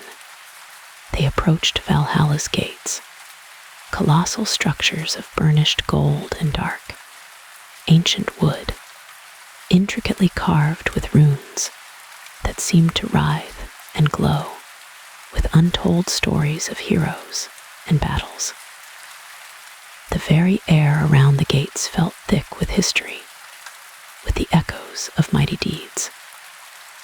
As they pushed open the massive doors, a deep, resonant groan echoed through the hall, a sound like a waking giant. Inside, the grand hall was even more magnificent than they had imagined. Valhalla stretched before them, a cavernous space where light streamed in through stained glass windows depicting heroic sagas, casting pools of vibrant color onto the polished floor. Long oak tables, laden with platters of golden apples and overflowing horns of mead, stretched into the distance. The air was thick with the scent of roasted meats and sweet honey, mingled with a faint, clean scent of polished stone. The murmur of conversation, a rich tapestry of voices, filled the hall, punctuated by occasional bursts of laughter and the clinking of tankards. At the far end of the hall, on a raised dais, sat Odin the Allfather on his magnificent throne, Eichlidskjalf. His single eye, a deep, fathomless pool of sapphire, held an ancient wisdom that seemed to encompass all creation, yet it was not unapproachable. It held a profound understanding, a quiet knowing that made Njord and Skadi feel both vulnerable and strangely comforted. Beside him sat Frigg, the All-Mother, her gaze kind and knowing, her eyes like warm pools of amber, reflecting compassion and serene strength. Her presence radiated a calming warmth that drew them in. Other gods and goddesses were present, seated at the high table or mingling amongst the lesser halls, their expressions serene, their divine power subtly radiating, creating an aura of timeless majesty. Thor, his booming laugh, was sharing a jest with Tyr, whose stern face was softened by a rare smile. Sif, her golden hair gleaming, conversed quietly with Idun, who held a basket of her rejuvenating apples, and Njord and Skadi, humbled by the sheer presence of their assembled kin, bowed deeply before the All-Father and All-Mother, their heads lowered in deference. The usual clamor of Valhalla quieted, a respectful silence falling as all eyes turned towards them, and Njord spoke first, his voice, usually resonant with the roar of the sea, now a humble whisper. All-Father, All-Mother, we seek your counsel. We come to you with heavy hearts, burdened by a sorrow that has begun to eclipse the joy of our union.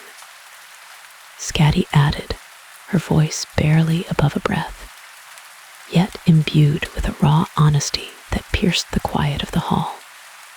We are troubled. We are deeply unhappy, despite the love we bear for one another. Her hand instinctively found Njord's, a silent testament to the bond that, paradoxically, was the very source of their anguish. Odin listened intently, his brow furrowed, a silent command for them to continue. Frigg's gaze was gentle, seeing not just their words, but the genuine love that still flickered between them, and the profound struggle that threatened to snuff it out. She leaned forward, her voice a soft, encouraging melody. Tell us more, children. Unburden your hearts. And Njord recounted the tale of their marriage, a union born of circumstance, and then blossoming into a profound, unexpected love. He spoke of their initial joy, the hope they had held for a shared future.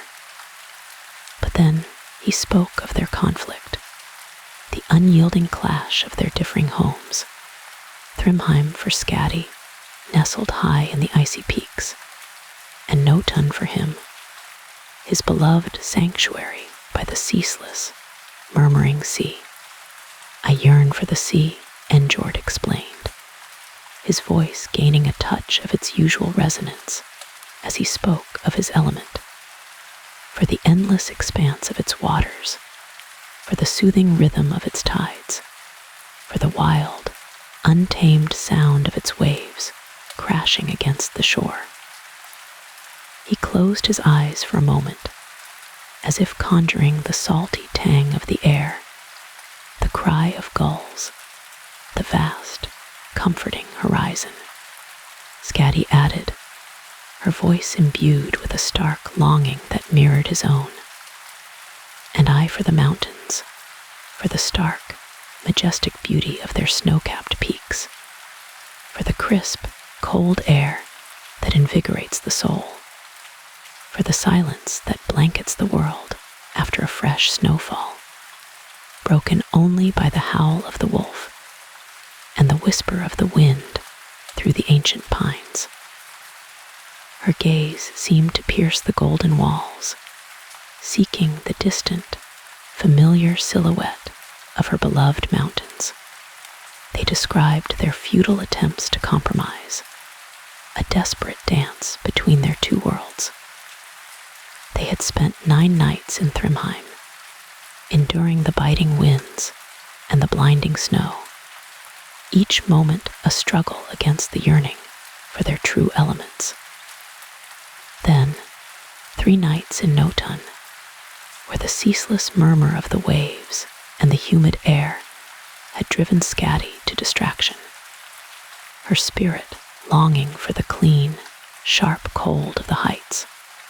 We love each other deeply, Skadi affirmed, her voice cracking, tears welling in her eyes. But our homes divide us.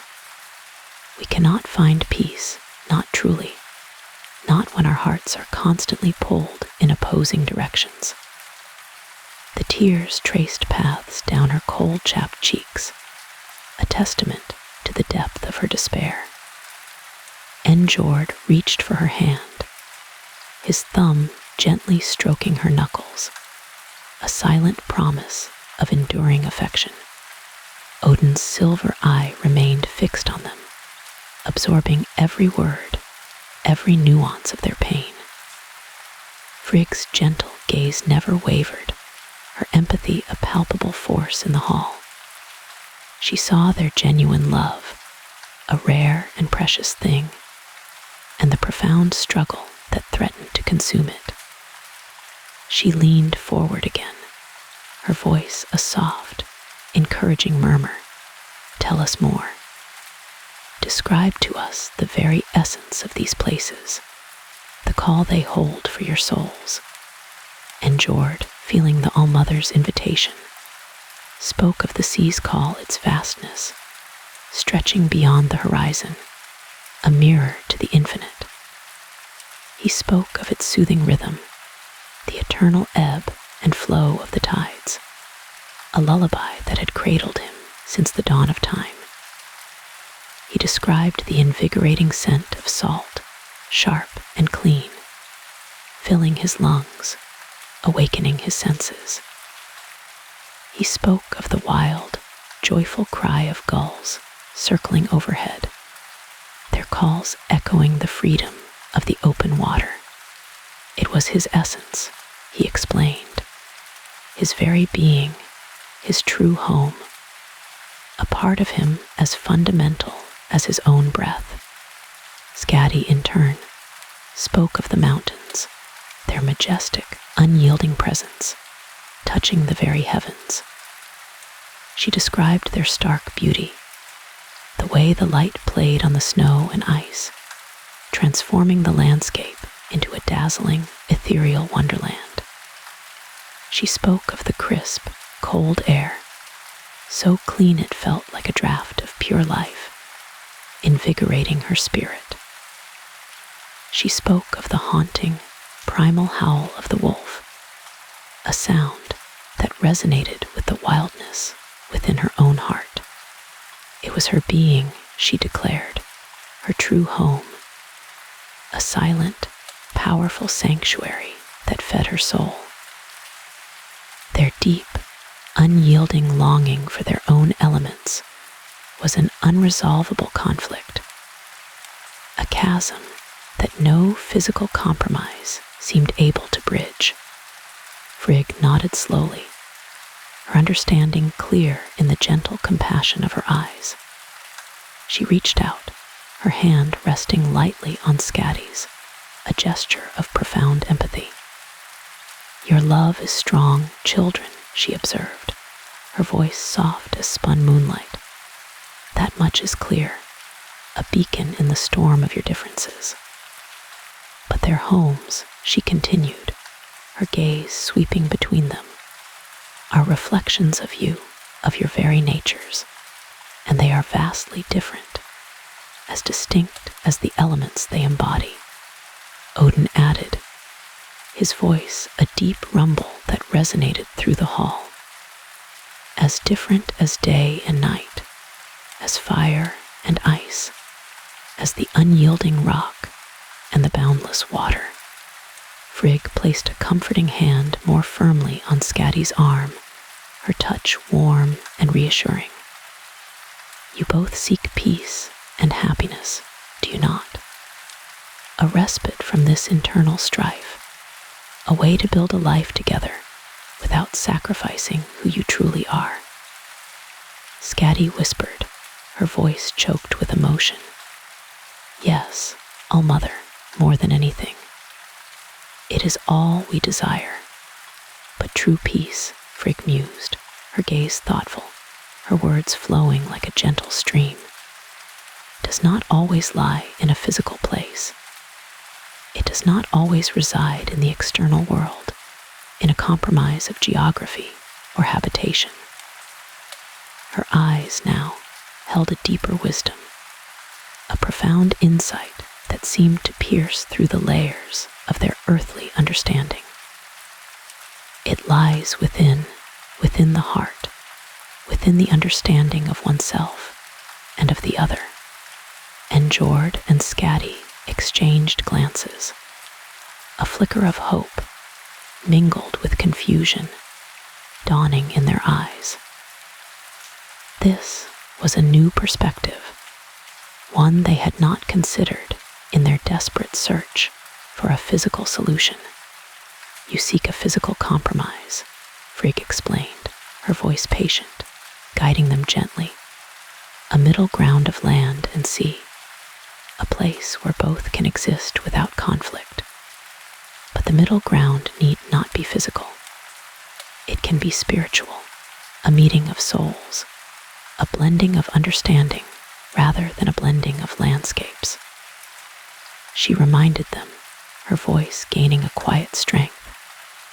You have found love in spite of your differences, a powerful love that has overcome the initial chasm between your worlds. Now find peace because asterisk of your differences, by embracing them, by celebrating the unique beauty each brings to your union. Odin interjected, his voice firm but not harsh. Your natures are distinct, and they will remain so.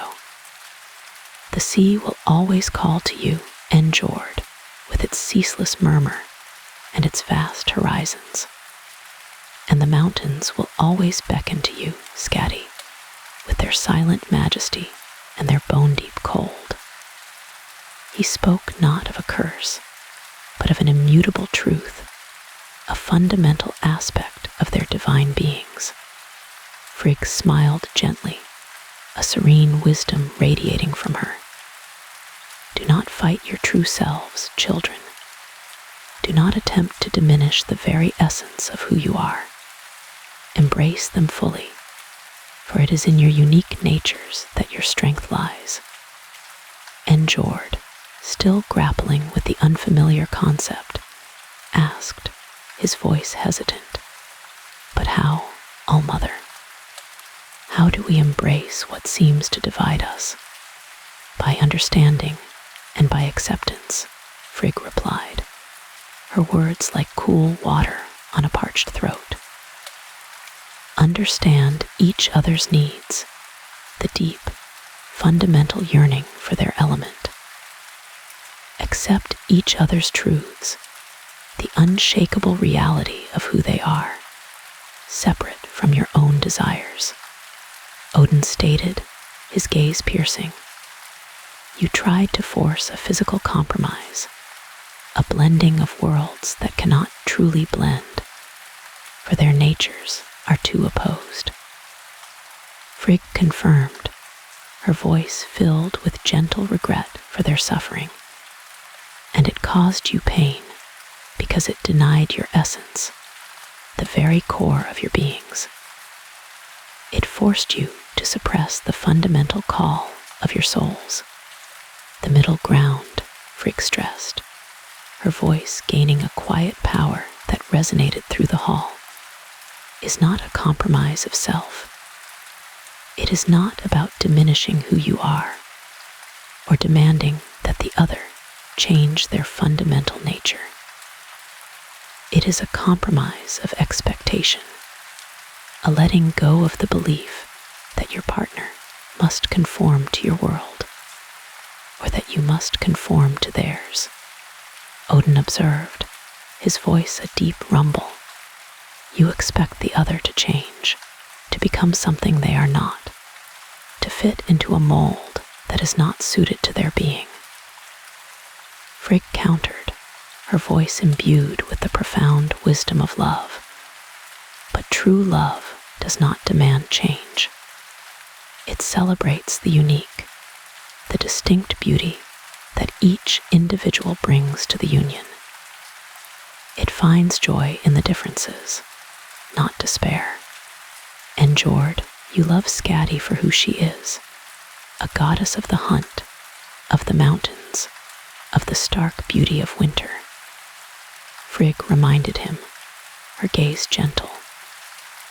Skadi, you love Njord for who he is, a god of the sea, of wealth, of the calm and turbulent waters. Do not try to make the sea a mountain, Frigg advised, her voice a soft caution, or the mountain a sea. Do not try to force these two powerful, distinct elements into a false unity. Instead, look at the beauty of both. Appreciate the unique majesty each possesses, even if you do not reside within it. Odin reminded them, his voice echoing with the truth of their divine heritage. You are both gods with great power, with immense influence over your chosen elements. Your spirits are vast, your capacities boundless. Frigg urged, her voice filled with quiet passion. Use that power, that boundless capacity, to find harmony. Not by blending, not by forcing yourselves into a single, uncomfortable mold, but by appreciating. Appreciate the other's world, even if it is not yours to inhabit. Find joy in their joy, even from afar, knowing that they are fulfilled in their true element. And share your own world with open hearts, inviting the other to understand, to witness, to appreciate what nurtures your soul. Odin stated, his voice absolute. You may not live together in the same physical place, bound by the confines of a single dwelling, for your natures forbid it. Frigg countered, her voice a balm to their souls. But you can live together in your hearts, bound by the unbreakable ties of love and mutual respect. You can build a shared life that transcends physical location, a life woven from understanding and acceptance. The middle ground, Frigg concluded, her voice resonating with deep wisdom, is a space of acceptance. It is where your souls meet, not your homes. It is a place built of empathy, understanding, and the profound recognition of the other's true self. And Njord and Skadi absorbed her words, each syllable sinking deep into their hearts. A new understanding, like the first rays of dawn, dawned within them, illuminating a path they had been too blind, too entrenched in their physical struggle to see. They had focused so intently on the external, on the physical manifestations of their conflict, overlooking the vast, boundless landscape of the internal. Frigg's words, like a gentle hand, guided them inward, towards the true source of their peace. They saw their love anew, not as a burden that demanded an impossible compromise, but as a strength, a testament to the power of connection that could bridge even the most. The mountain air, once a symbol of Skadi's solitude, now held a different resonance. And Njord, inspired by Frigg's gentle wisdom, began to see it anew. He started small, truly small. He would sit with Skadi on their snow-laden porch. He would simply breathe the crisp, cold air. He would listen to the wind whisper through the pine boughs. He noticed the way the snow sparkled under the pale sun. He saw the delicate patterns of frost on the window panes. Skadi, in turn, made her own quiet efforts. She would join Njord by the hearth. She would listen to his tales of the sea. She would try to picture the vast, rolling expanse of water. She imagined the rhythmic crash of waves against distant shores. She envisioned the shimmering scales of the fish. She even tried to discern the subtle scent of salt on the wind. It was a faint, almost imperceptible whisper. Yet, she tried. One clear morning, Njord suggested a walk. Perhaps, he offered gently, you could show me the forest paths. Skadi's eyes, usually so keen, softened slightly. She nodded. They set out, bundled in furs. Skadi moved with an effortless grace. She glided over the snow-covered ground. Njord, less accustomed, stumbled occasionally. He laughed, a genuine, unforced sound. Skadi smiled. She pointed out the tracks of a snow hare. She identified the call of a mountain owl. She showed him how to read the subtle signs of the forest. Njord absorbed it all. He asked questions, thoughtful ones. He learned about the resilience of the mountain flora. He understood the silent wisdom of the ancient trees. He began to appreciate the stark beauty of Skadi's world. It was a world of quiet strength.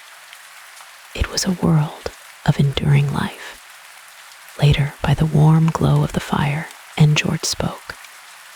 You know, he began, the sea also has its secrets.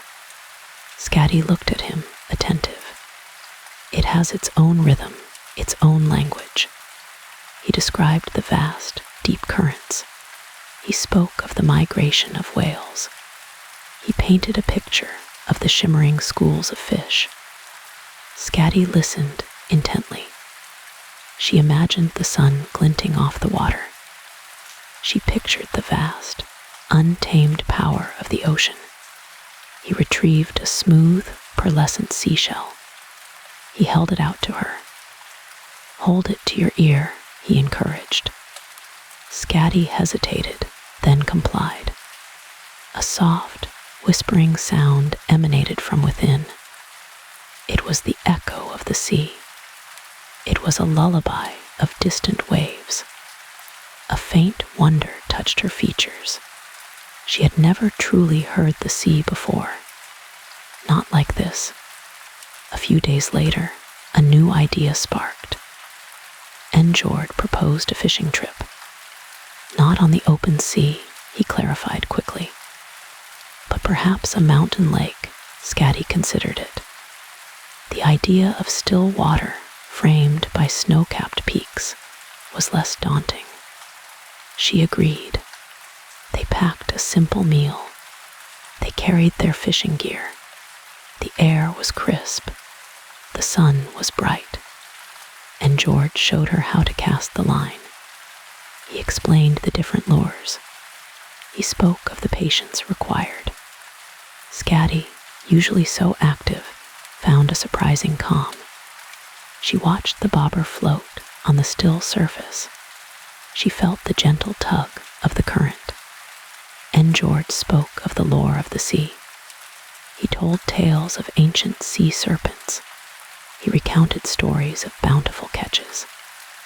Skadi, usually so reserved, asked questions. She learned about the habits of the fish.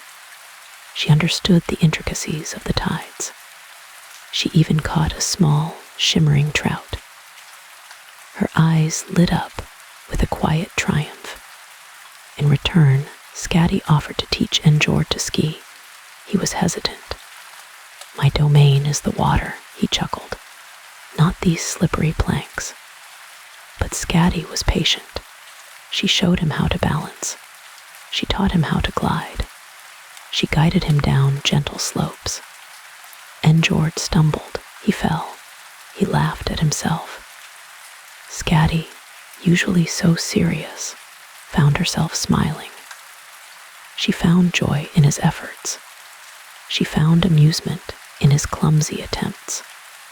He learned to push off with his poles. He learned to turn with his weight.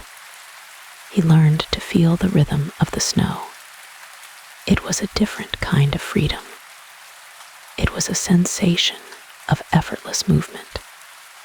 He began to appreciate the silent beauty of the winter landscape. He saw the way the snow sparkled under his skis. He felt the invigorating rush of the cold air. One evening, After a day of shared activities, they sat by the fire. Njord was carving a small wooden fish. Skadi was mending a fur pelt. A comfortable silence settled between them. It was a silence born of understanding. It was a silence filled with quiet companionship. "You know," Skadi said softly, breaking the quiet, "there is a legend." Njord looked up, intrigued. "Of the mountain spirits. They say they watch over us." She spoke of the ancient protectors. She described their silent guardianship.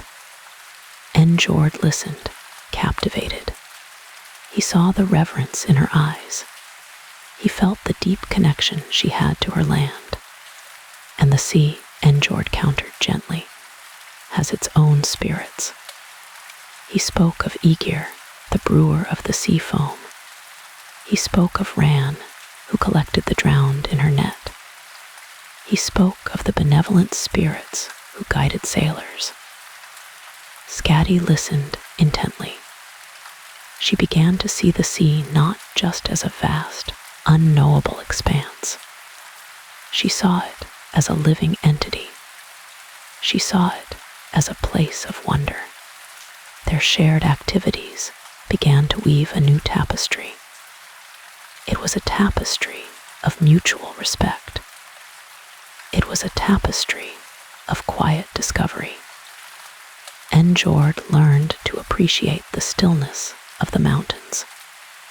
He learned to find beauty in the silent snow. He understood Skadi's need for solitude. He recognized her deep connection to her wild home.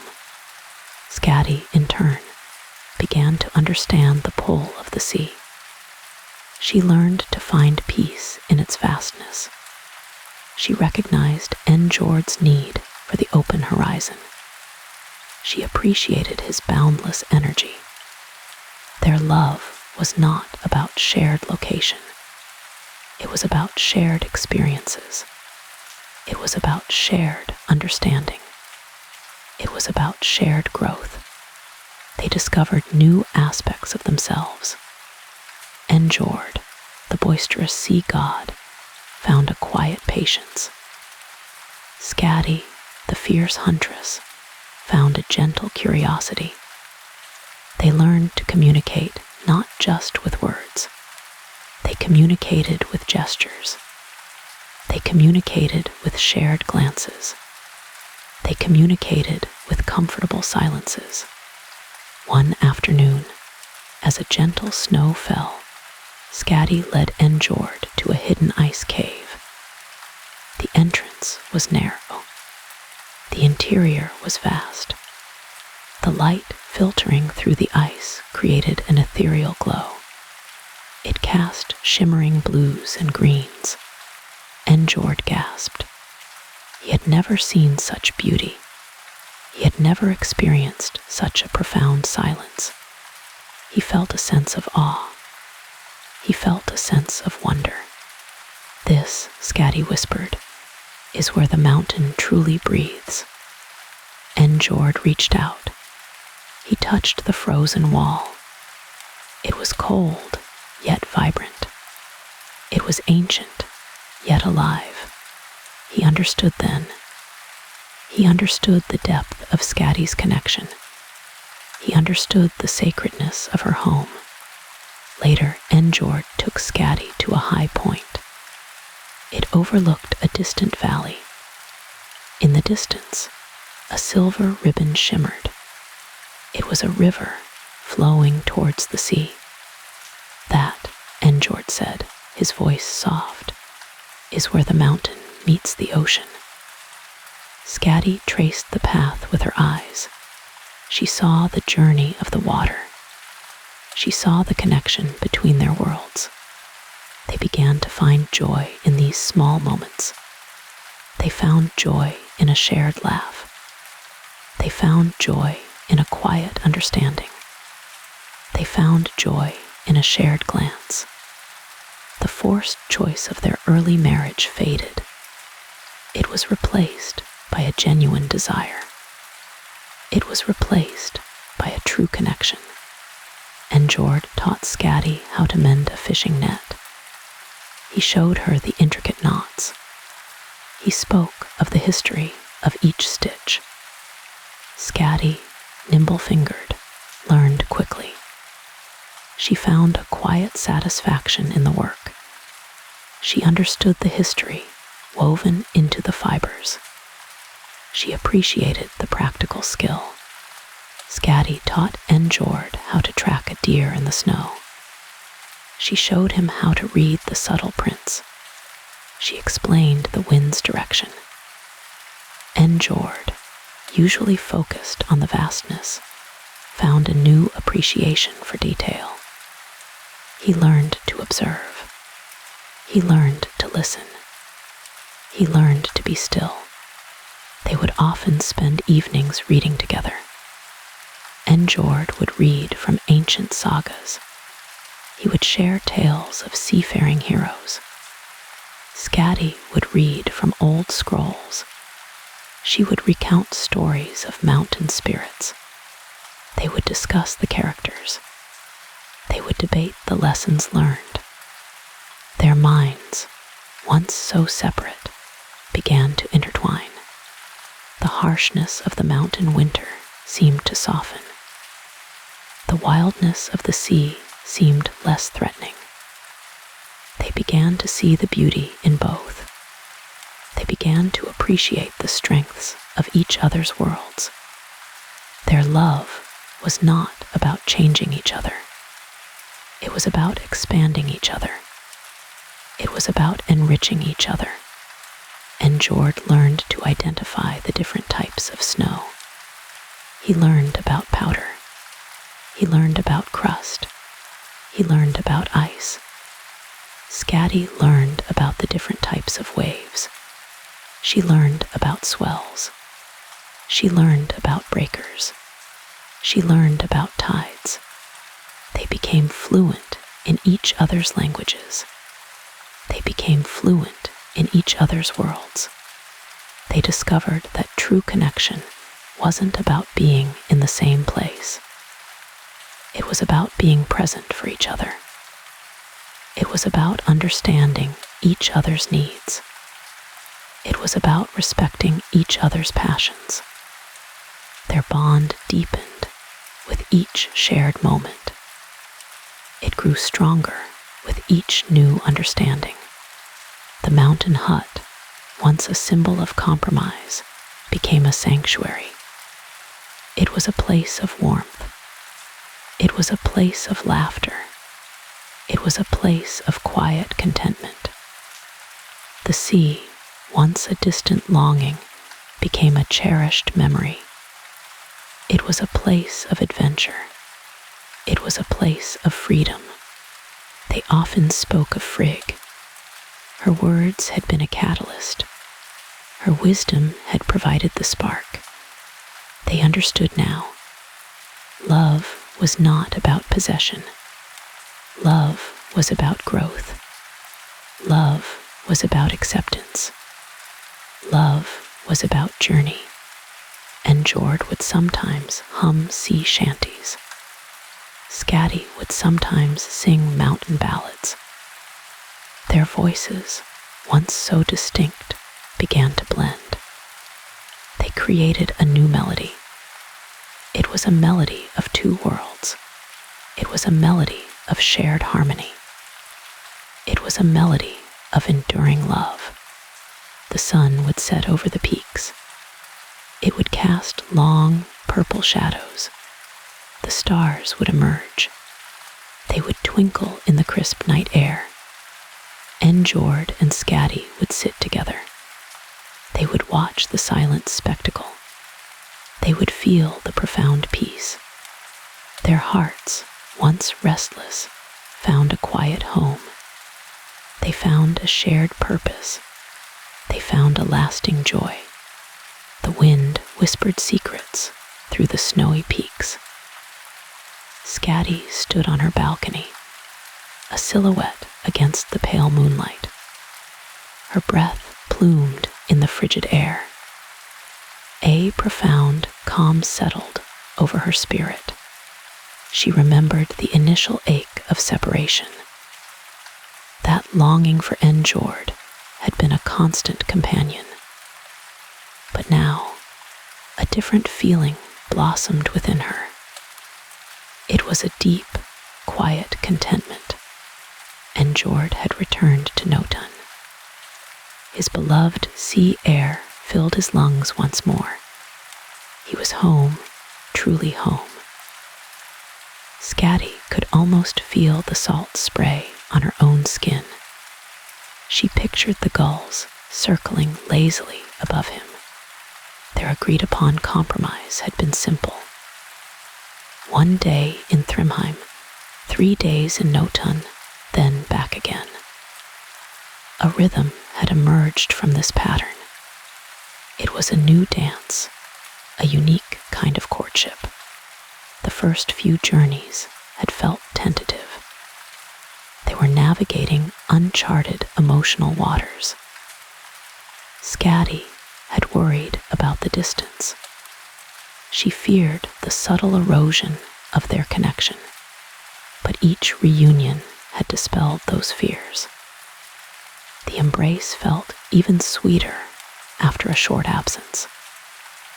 Their conversations gained a new depth. They savored every shared moment. Njord had visited Thrymheim just yesterday. He had arrived bundled in furs. His cheeks were rosy from the mountain chill.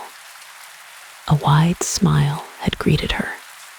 They had spent the day exploring. Njord, though accustomed to the sea, found a quiet wonder in the snow-covered landscape. He pointed out tracks in the fresh powder. He admired the towering, ice-laden fir trees. Skadi watched him. She saw the genuine admiration in his eyes. He wasn't simply tolerating her home. He was truly appreciating its unique beauty.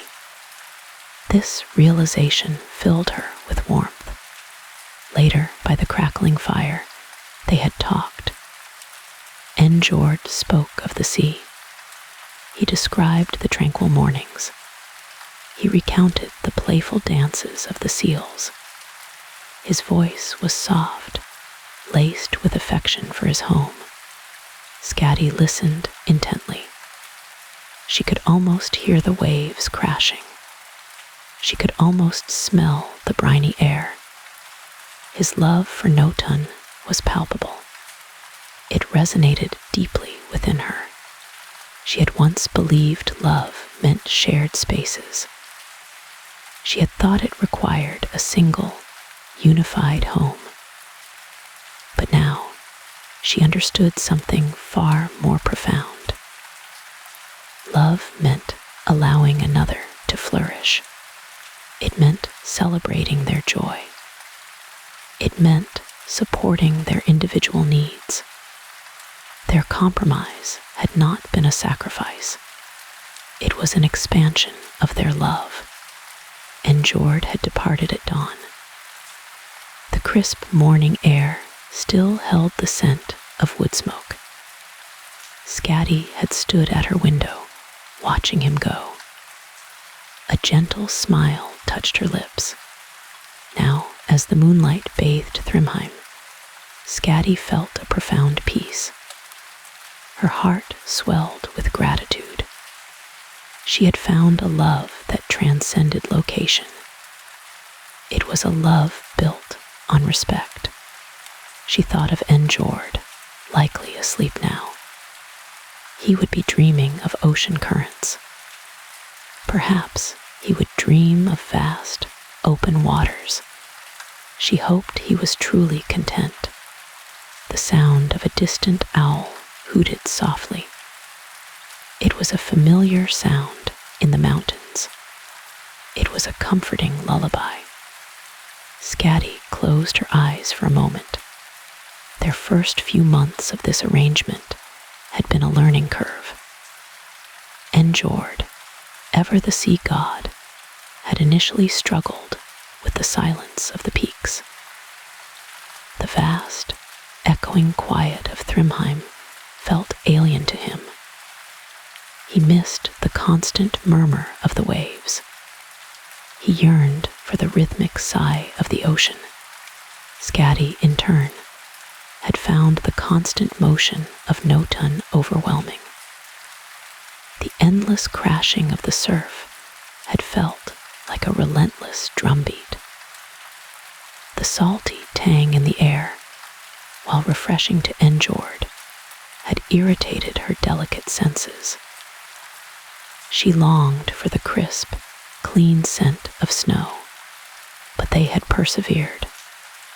They had spoken openly about their discomforts. They had listened to each other with patience. Their honesty had forged a stronger connection. It allowed them to understand deeper needs. Njord had started bringing her small gifts from Njord. A shimmering seashell, perfectly spiraled. A piece of smooth, sea-worn driftwood. These tokens were more than mere objects. They were tangible expressions of his thoughts. They were reminders of his world. Skadi reciprocated. She would gather fragrant pinecones for him. She would find perfect, frost-kissed mountain berries. She would share stories of the silent, snow-laden forests. She described the graceful dance of the mountain goats. These offerings bridged the distance between them. They created a shared tapestry of experiences. Even when apart, they felt connected. Their love was a resilient thread. It stretched across mountains and seas. One memorable day, Njord had arrived in Thrymheim. A blizzard had descended unexpectedly. The snow fell thick and fast. It blanketed the entire landscape. Skadi had worried. She fretted about his journey, but he had arrived, his face dusted with snow. His eyes sparkled with a playful glint. He had brought her a newly carved wooden bird. It was a gull, its wings outstretched in flight. They had spent the day indoors. The fire crackled merrily. Outside, the wind howled. They had told each other stories. Njord recounted tales of ancient sea voyages. Skadi spoke of the spirits of the mountains. In that warm, enclosed space, their connection deepened. The storm outside had only amplified their intimacy. They realized that their love was a shelter. It was a refuge from any external force. Skadi had looked at him, truly looked at him. She saw the lines of joy around his eyes. She noticed the way his hands moved when he spoke. He was so utterly himself here. He was free to be Njord, and he, in turn, allowed her the same freedom. He never pressured her to change. He never insisted she abandon her mountain home. He simply loved her exactly as she was. This acceptance was a profound gift. The moon began its slow descent. The stars glittered with an unparalleled brilliance. Skadi felt a profound sense of gratitude. She had not only found a partner, she had found a true companion. Their life together was unconventional. It defied traditional expectations, but it was their life. It was a testament to their enduring love. It was a unique, beautiful compromise. She thought of the upcoming visit. It was her turn to go to Njord. She would feel the sea breeze on her face. She would hear the cries of the gulls. She would walk hand in hand with Njord, and she would see the joy in his eyes. She would witness his contentment. This sight, above all else, filled her with happiness. His happiness was her happiness. The cold air bit gently at her exposed skin, but Skadi felt no chill. A warmth spread through her chest. It was the warmth of a love that understood. It was a love that respected. She leaned against the balcony railing. The vast, silent mountains stretched before her. They were her home. They were a part of her essence. And Njord understood this. He embraced her wildness. He cherished her independence. He never tried to tame her spirit. This was the true meaning of their bond. It was a profound acceptance. Their love story was not a fairy tale. It was not a story of instant perfection. It was a story of growth. It was a story of understanding. It was a story of compromise. And it was a story of enduring love. A love that had faced challenges. A love that had emerged stronger. A love that had found its own unique path. Skadi smiled into the darkness. Her heart felt light. It felt full. She was exactly where she needed to be. And Njord was exactly where he needed to be. And their love connected them. The mountain wind sang its ancient song. It was a lullaby of peace. It was a hymn of contentment. Skadi closed her eyes. She drifted towards slumber. Her dreams would be filled with mountains and sea. They would be filled with Njord.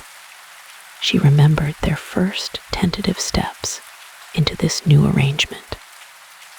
Njord, with his natural inclination for open spaces, often felt a subtle claustrophobia within the snow-capped peaks.